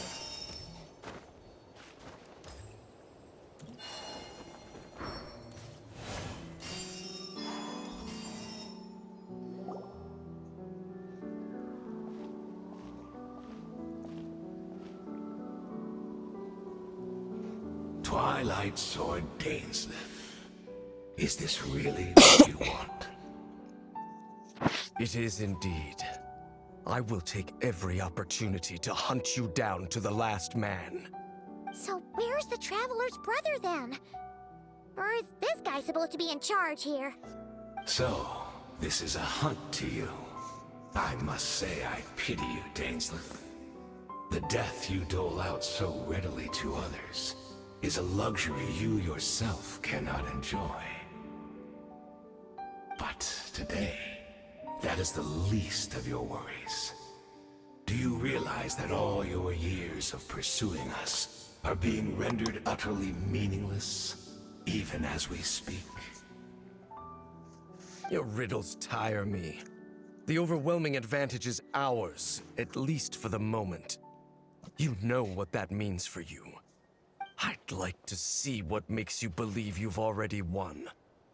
Or that you can still turn the tide of this war. Then allow me to be frank.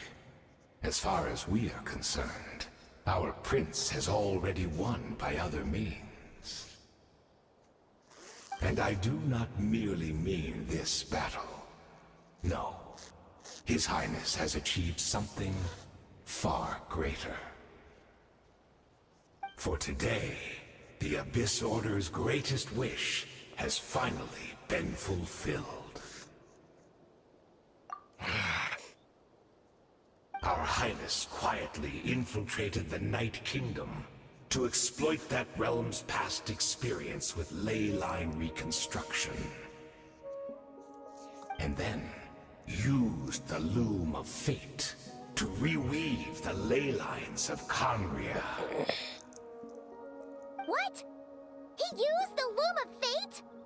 Wait, does this mean the attack on the Masters of the Nightwind was all a smokescreen to give him some cover? Oh no, this makes too much sense.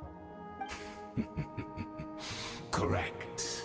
As of now, our homeland has been revived. And all of my comrades that you have slain, Dainsleif, they shall forget the struggles that have beset them these past 500 years, and begin their lives anew in a Khaenri'ah restored to life. What a load of drivel.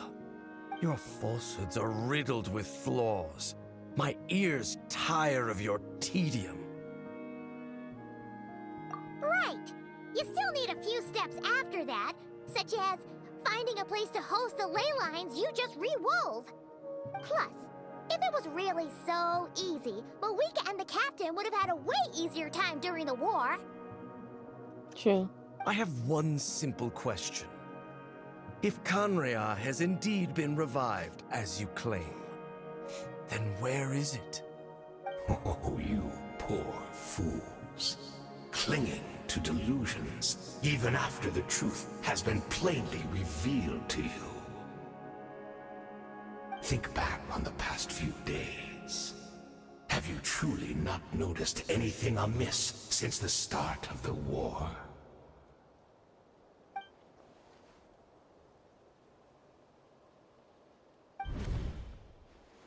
I sensed something strange in my dream.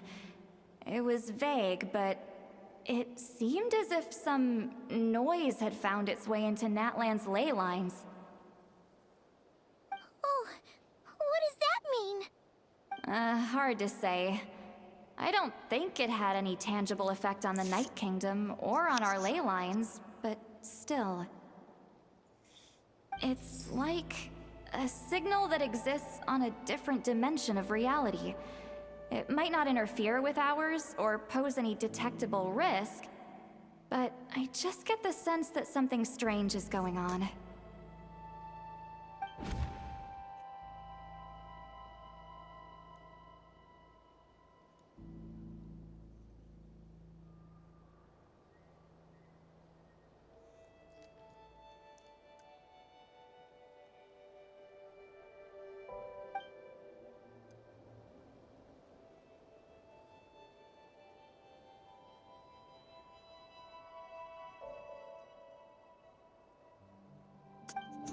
They're basically in another dimension in this world.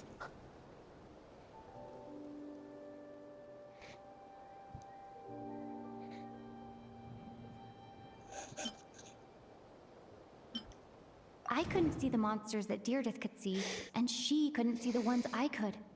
We could only see the monsters in each other's sight after making physical contact.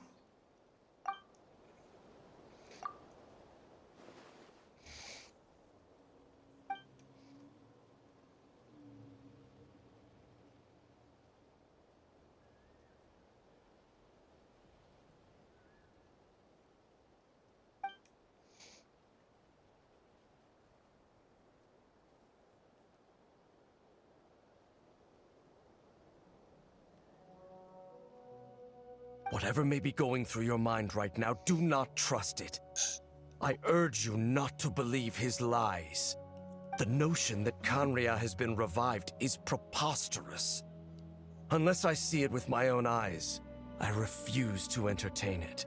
There is only one thing that should demand our attention in this instant, and that is silencing this man for good. Obstinate fools! Steady as stone. The abyss and be baptized.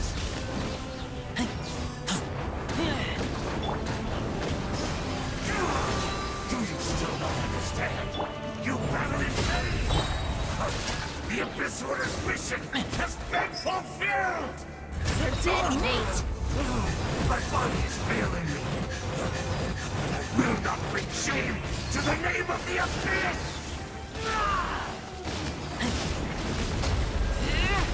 A moonlit night for all.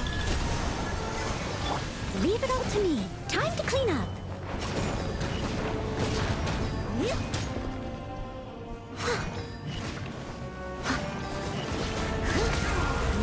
you still not understand? You battled in vain! The Abyss Order's mission has been fulfilled!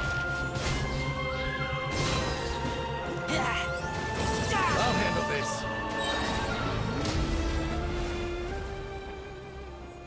That should be all of them, right? So, we've destroyed the Abyss Order's headquarters in Natlan, but somehow, that didn't feel satisfying at all. Are you still thinking about what that guy said? You look really worried. I understand. You think she might be from the revived Khaenri'ah, yes? I have said my piece. I doubt Khaenri'ah could have been revived so easily. But if it will give you some peace of mind, you should talk to her and test your theory. I will stay here and do some post-battle cleanup. Perhaps there are some clues left to be found.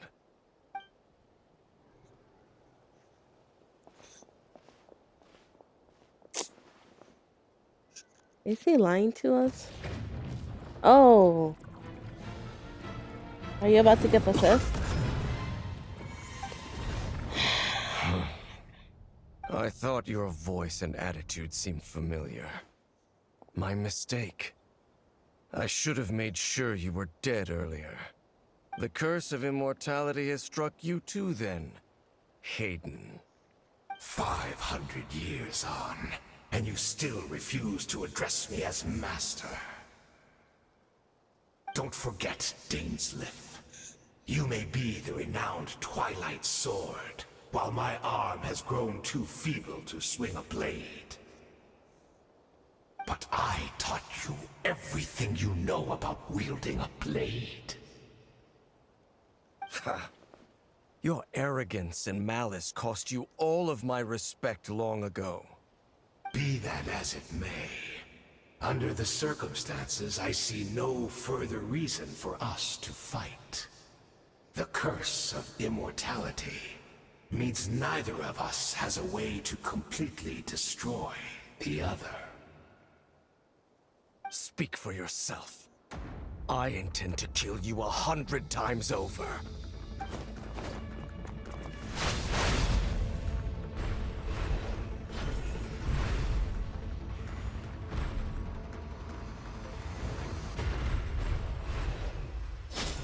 You're just tiring yourself out, bro.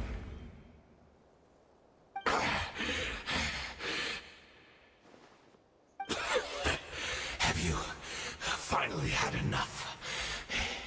You weren't joking then, huh? Never in all my worst nightmares have I experienced anything close to the pain of 100 deaths. Surely, there's no point taking out all your hatred on me alone. That was just for your actions in the Abyss Order. If I took into account what you did in Khaenri'ah, you'd soon find out how much darker your nightmares can become. All right, I believe you. Still, aren't you at least a little tired now? Why don't we sit down, perhaps? Chat a little. Hmm? What? Not a fan of reminiscing about old times? Well, I suppose you don't have many fond memories to look back on. I never thought you'd side with the Abyss Order, Hayden. You could have easily blamed the Prince for his betrayal. Indeed. When the cataclysm first struck, everyone prayed for the Savior to deliver them, but he was nowhere to be found.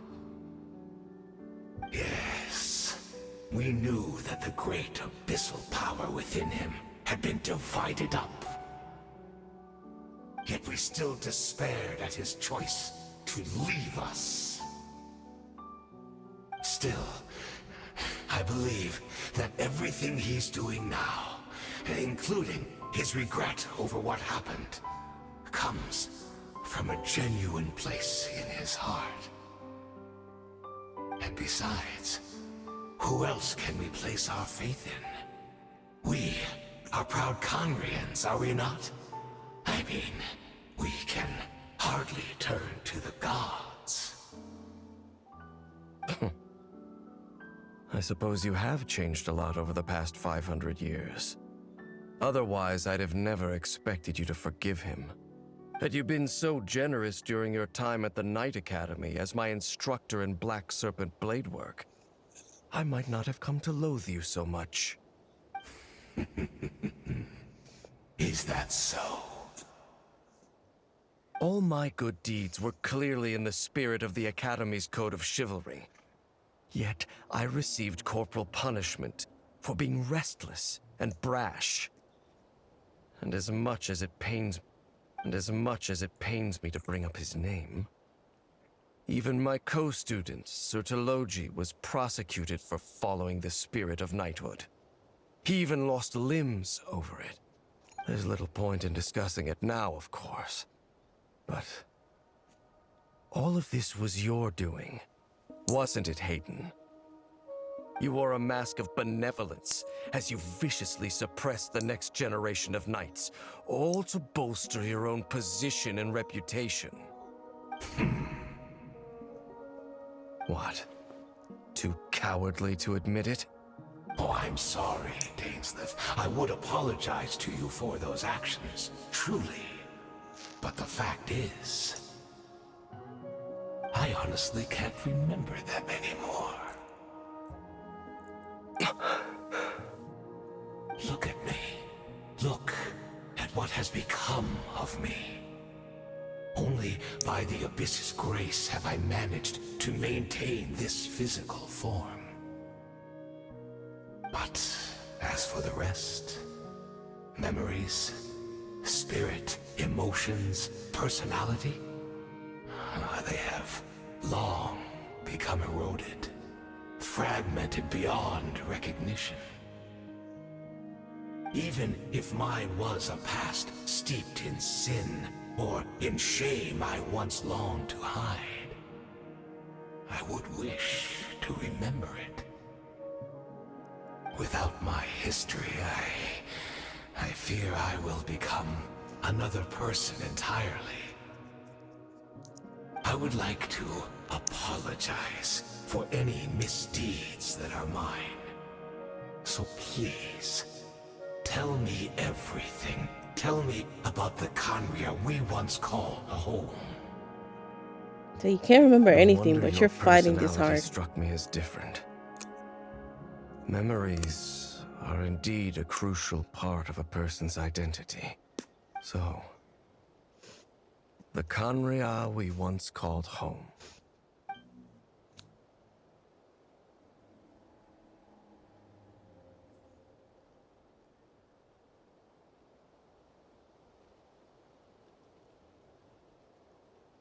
You seem to remember much. Could you tell me more about it? About our golden age? I'm not interested. I have neither the time nor the sympathy. Is that so? What a pity. But this will be quite sufficient, as long as the loom of fate heard what I could not. The loom of fate? What have you done? Tell me. I'm afraid I owe you yet another apology, Dainsleif. You were right. I lied to you earlier. Your wits are too sharp to be fooled by me. The homeland hasn't yet been revived. In fact, even the ley line weaving is not yet complete. Think of ley lines as the collection of memories concerning a given place. To reweave Khaenri'ah's ley lines as they were 500 years ago, we would somehow need to retrieve almost all the memories of Khaenri'ah from that age. The You loom just of used me fate for that. cannot weave without an abundant supply of memories. And so, we relied on everyone in the Abyss Order to provide what they could. Even though fragments are all that remain in most cases, the more we all share, the more that can be restored. So the Loom of Fate is running as we speak. And the so-called meditation your members have been performing. Its purpose was to supply the Loom with memories, wasn't it? Indeed.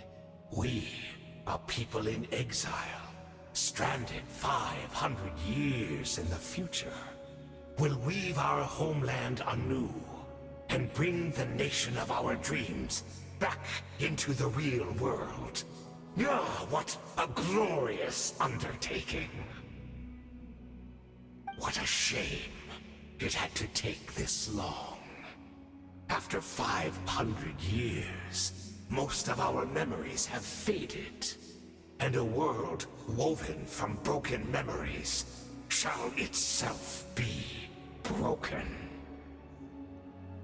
You look for assistance from your mortal enemy, who has sworn to hunt you down? Precisely.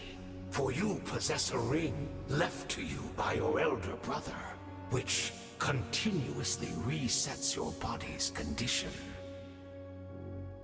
Of course, your memories are susceptible to erosion just like ours. But of all Conrians who remain, you are sure to remember the most. We had to obtain the memories in your mind, whatever the price. Even if it meant sacrificing our entire army as bait. So this was your true goal? To lure me here, guide me into a state of meditation, and access my memories. So be it. A few of my fading memories for your entire army? That strikes me as a fair trade. I appreciate your generosity. You're gambling everything you have on the Loom of Fate. This could be a costly mistake for you in the long run. Perhaps. But that is the gamble our Highness has chosen to make.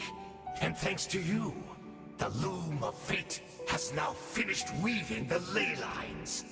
New Conria is complete! Enough about your beloved leader. You said you would pay any price for my memories, did you not? In that case, prepare to be slain another 100 times for your deception. I hope it was worth it.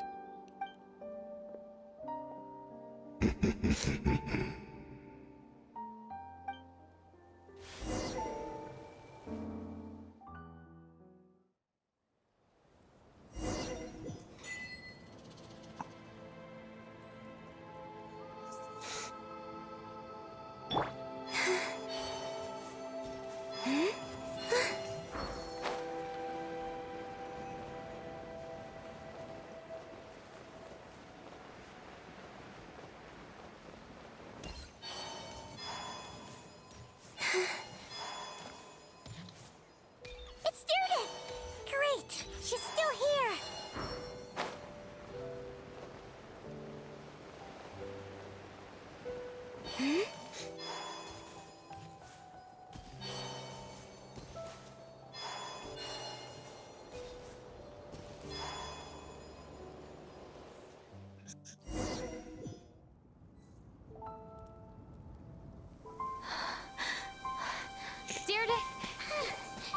Deirdre, are you okay?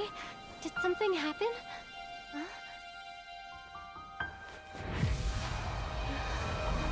The sky's red. Yep.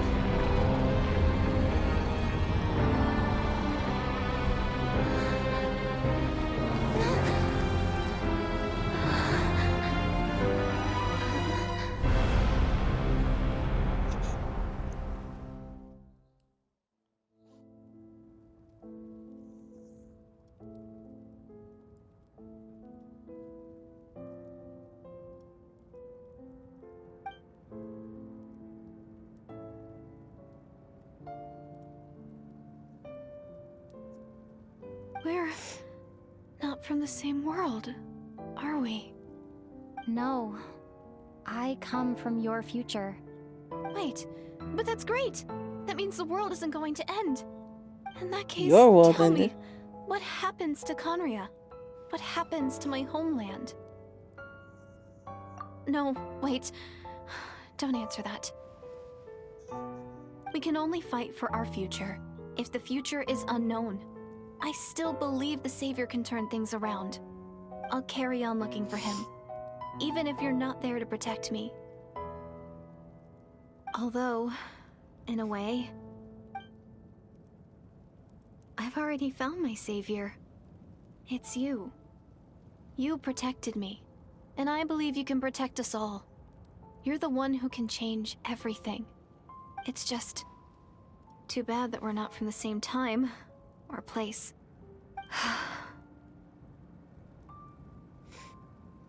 Oh, one last thing before I forget. I know how much you want to find your brother.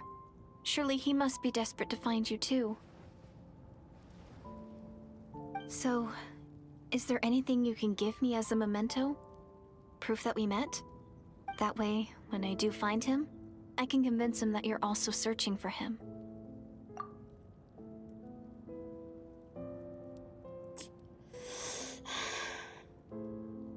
Huh? What is it?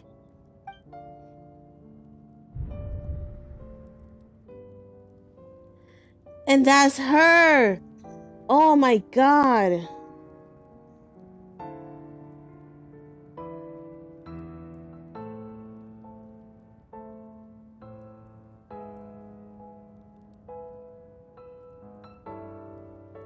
What do I do?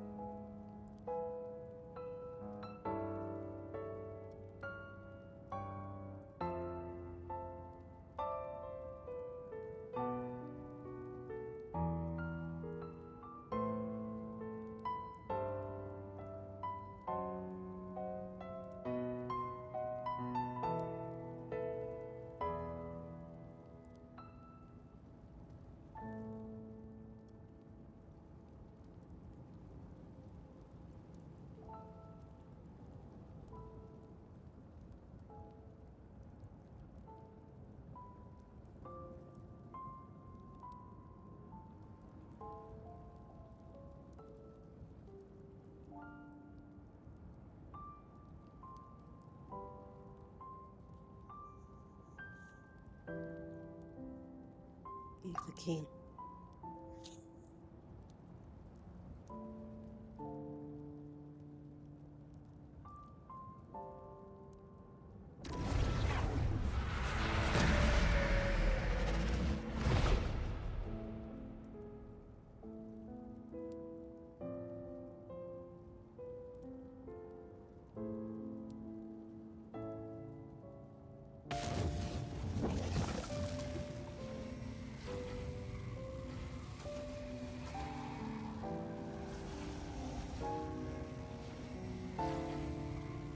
So that's what happened. Istaroth, the ruler of time, must have had a hand in this. There's no other way that this meeting could have taken place. I knew only the ending. I've always been curious about the events that led to it. When the Cataclysm first began 500 years ago, I, as the Prince of Khaenri'ah, was preparing to do my part, to fight back with all my might. But then this girl, Diridith, she found me. The irony was that even as she desperately begged me to save the world, she brought me news of you. I was stunned, and I was suspicious of her claim that you were searching for me. But then, she showed me the key to your hibernation chamber. We'd been separated ever since I awakened in Teyvat. I searched the whole planet and found no trace of you anywhere. And then she brought me that news at the worst possible moment. I was faced with an extremely difficult decision. I desperately wanted to see you again. But Khaenri'ah was in equally desperate need of my help. I knew that no matter what I chose, I'd regret my decision for the rest of my days. So I steeled myself against the guilt and made my decision. I went to see you. But when I found you, you were still in hibernation. Even the key to the chamber was still secure on your person. I couldn't make sense of what I was seeing, but there was no time to think. I just grabbed you and ran. And that's where we are right now. An intersection in our memories. This question has haunted me for the past 500 years. I never imagined the answer would come to me like this. So, my actions 500 years in the future set everything in motion. Are you mocking me, Istaroth?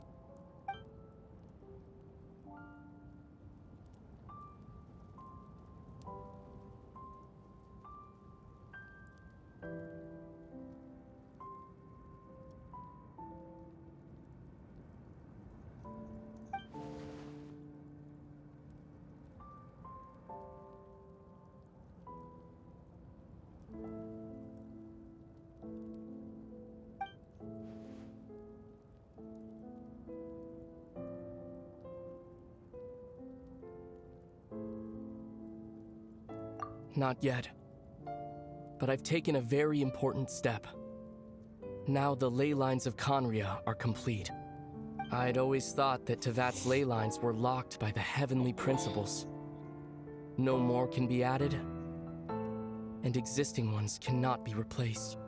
But then, I learned that Natlan's Night Kingdom appeared to be an exception to the rule. It has intrigued me ever since. So, I directed the Abyss Order to feign an attack on Natlan, buying me some time to enter the Night Kingdom and negotiate with the Lord of the Night.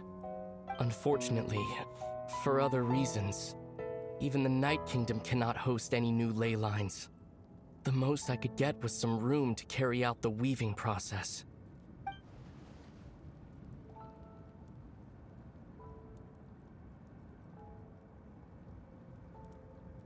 Still, I received the Lord of the Night's permission and activated the Loom of Fate. Using an Intivat as the base, I was able to grow a realm based on the Khaenri'ah of 500 years ago, superimposing it over present-day Natlan's space-time. That superimposition is what allowed you and Diridith to cross paths.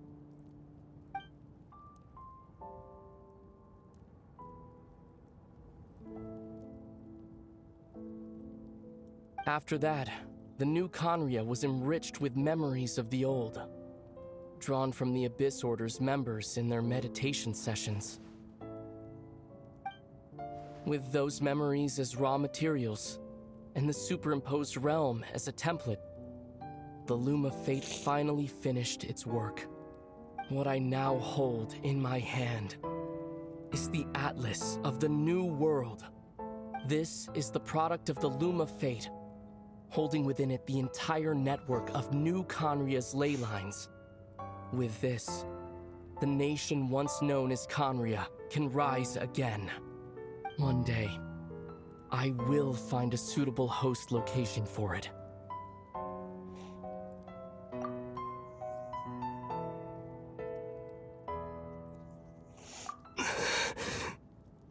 When I first arrived in Conria 500 years ago, my memory was completely blank. It was only after I had served as their prince for many years that I slowly began to remember everything, including you.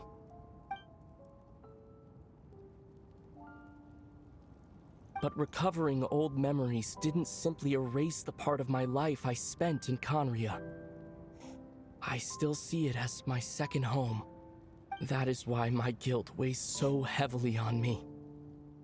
But even so, that only constitutes part of my motive.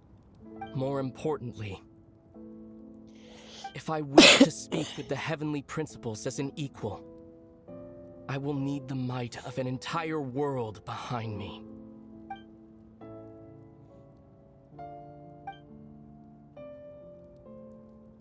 Huh?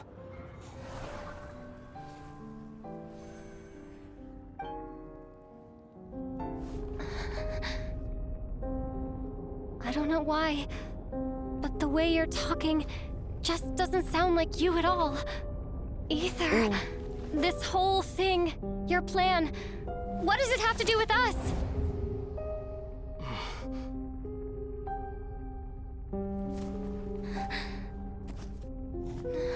All along, it's only ever been about us.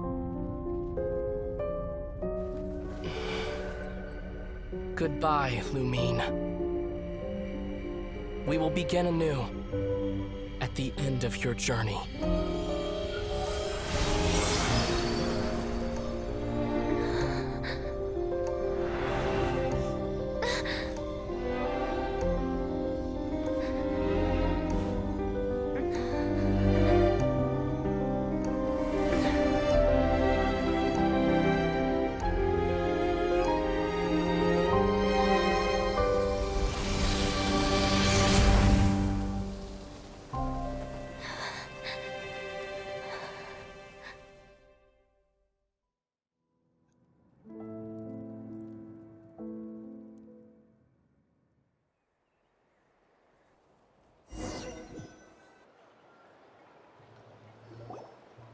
Our hero is back! Everyone's been waiting for you!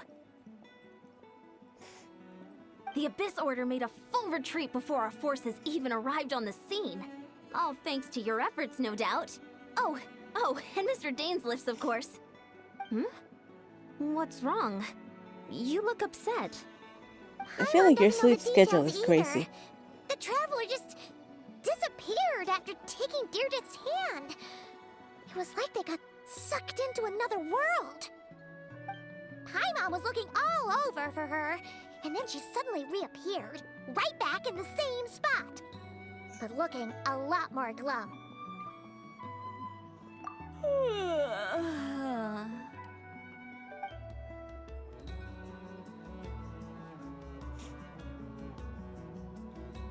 I think I got the gist of what happened. Something to do with your brother? I spoke with the Lord of the Night in a dream just now, and learned quite a lot. Huh? You met your brother? And you didn't think to tell Paimon right away? Well, never mind. Paimon can see that you're pretty down right now. But let's go over everything later, alright? What your brother accomplished? It all but defies comprehension. I was stunned when I heard about it too. But what surprised me the most was that the Lord of the Night actually chose to allow it.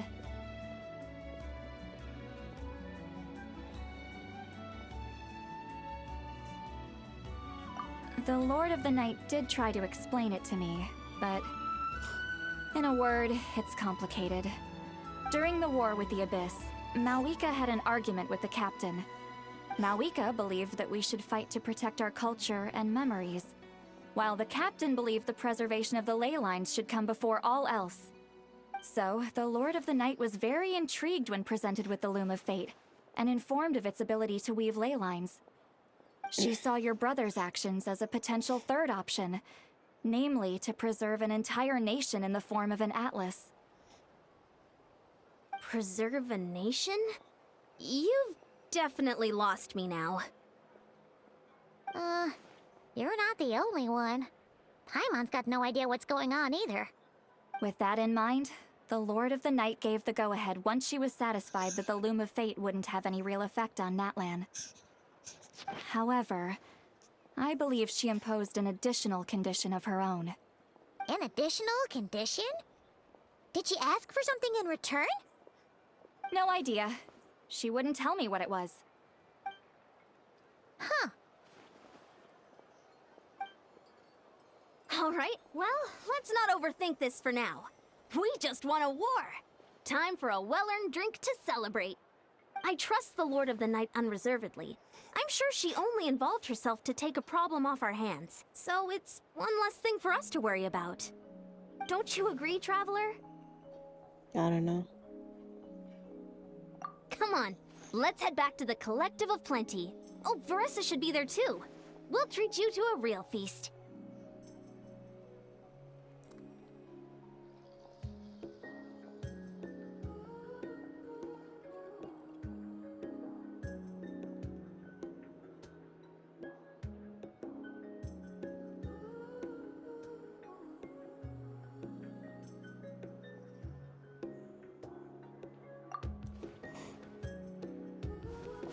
Huh? Ian-san, leave her be. This might be hard to understand for an extrovert like you, but some people need alone time to recharge every once in a while. Traveler?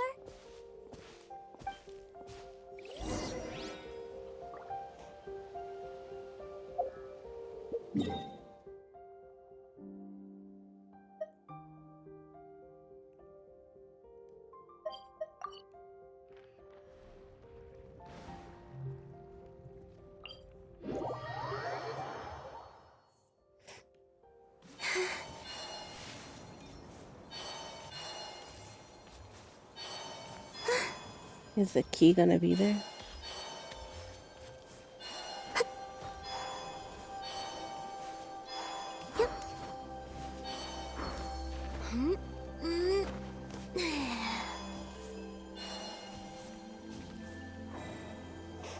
So what would have happened if I didn't give her the key then? I need to look that up.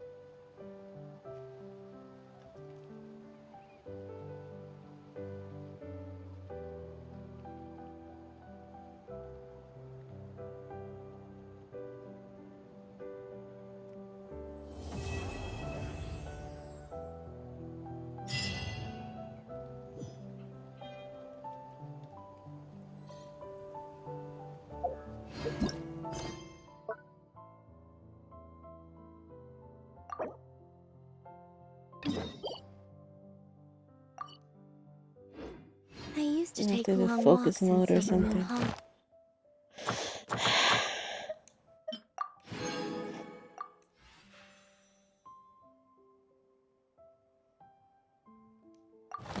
Every day. So don't worry about. No, this is the journey home. Some of the walking.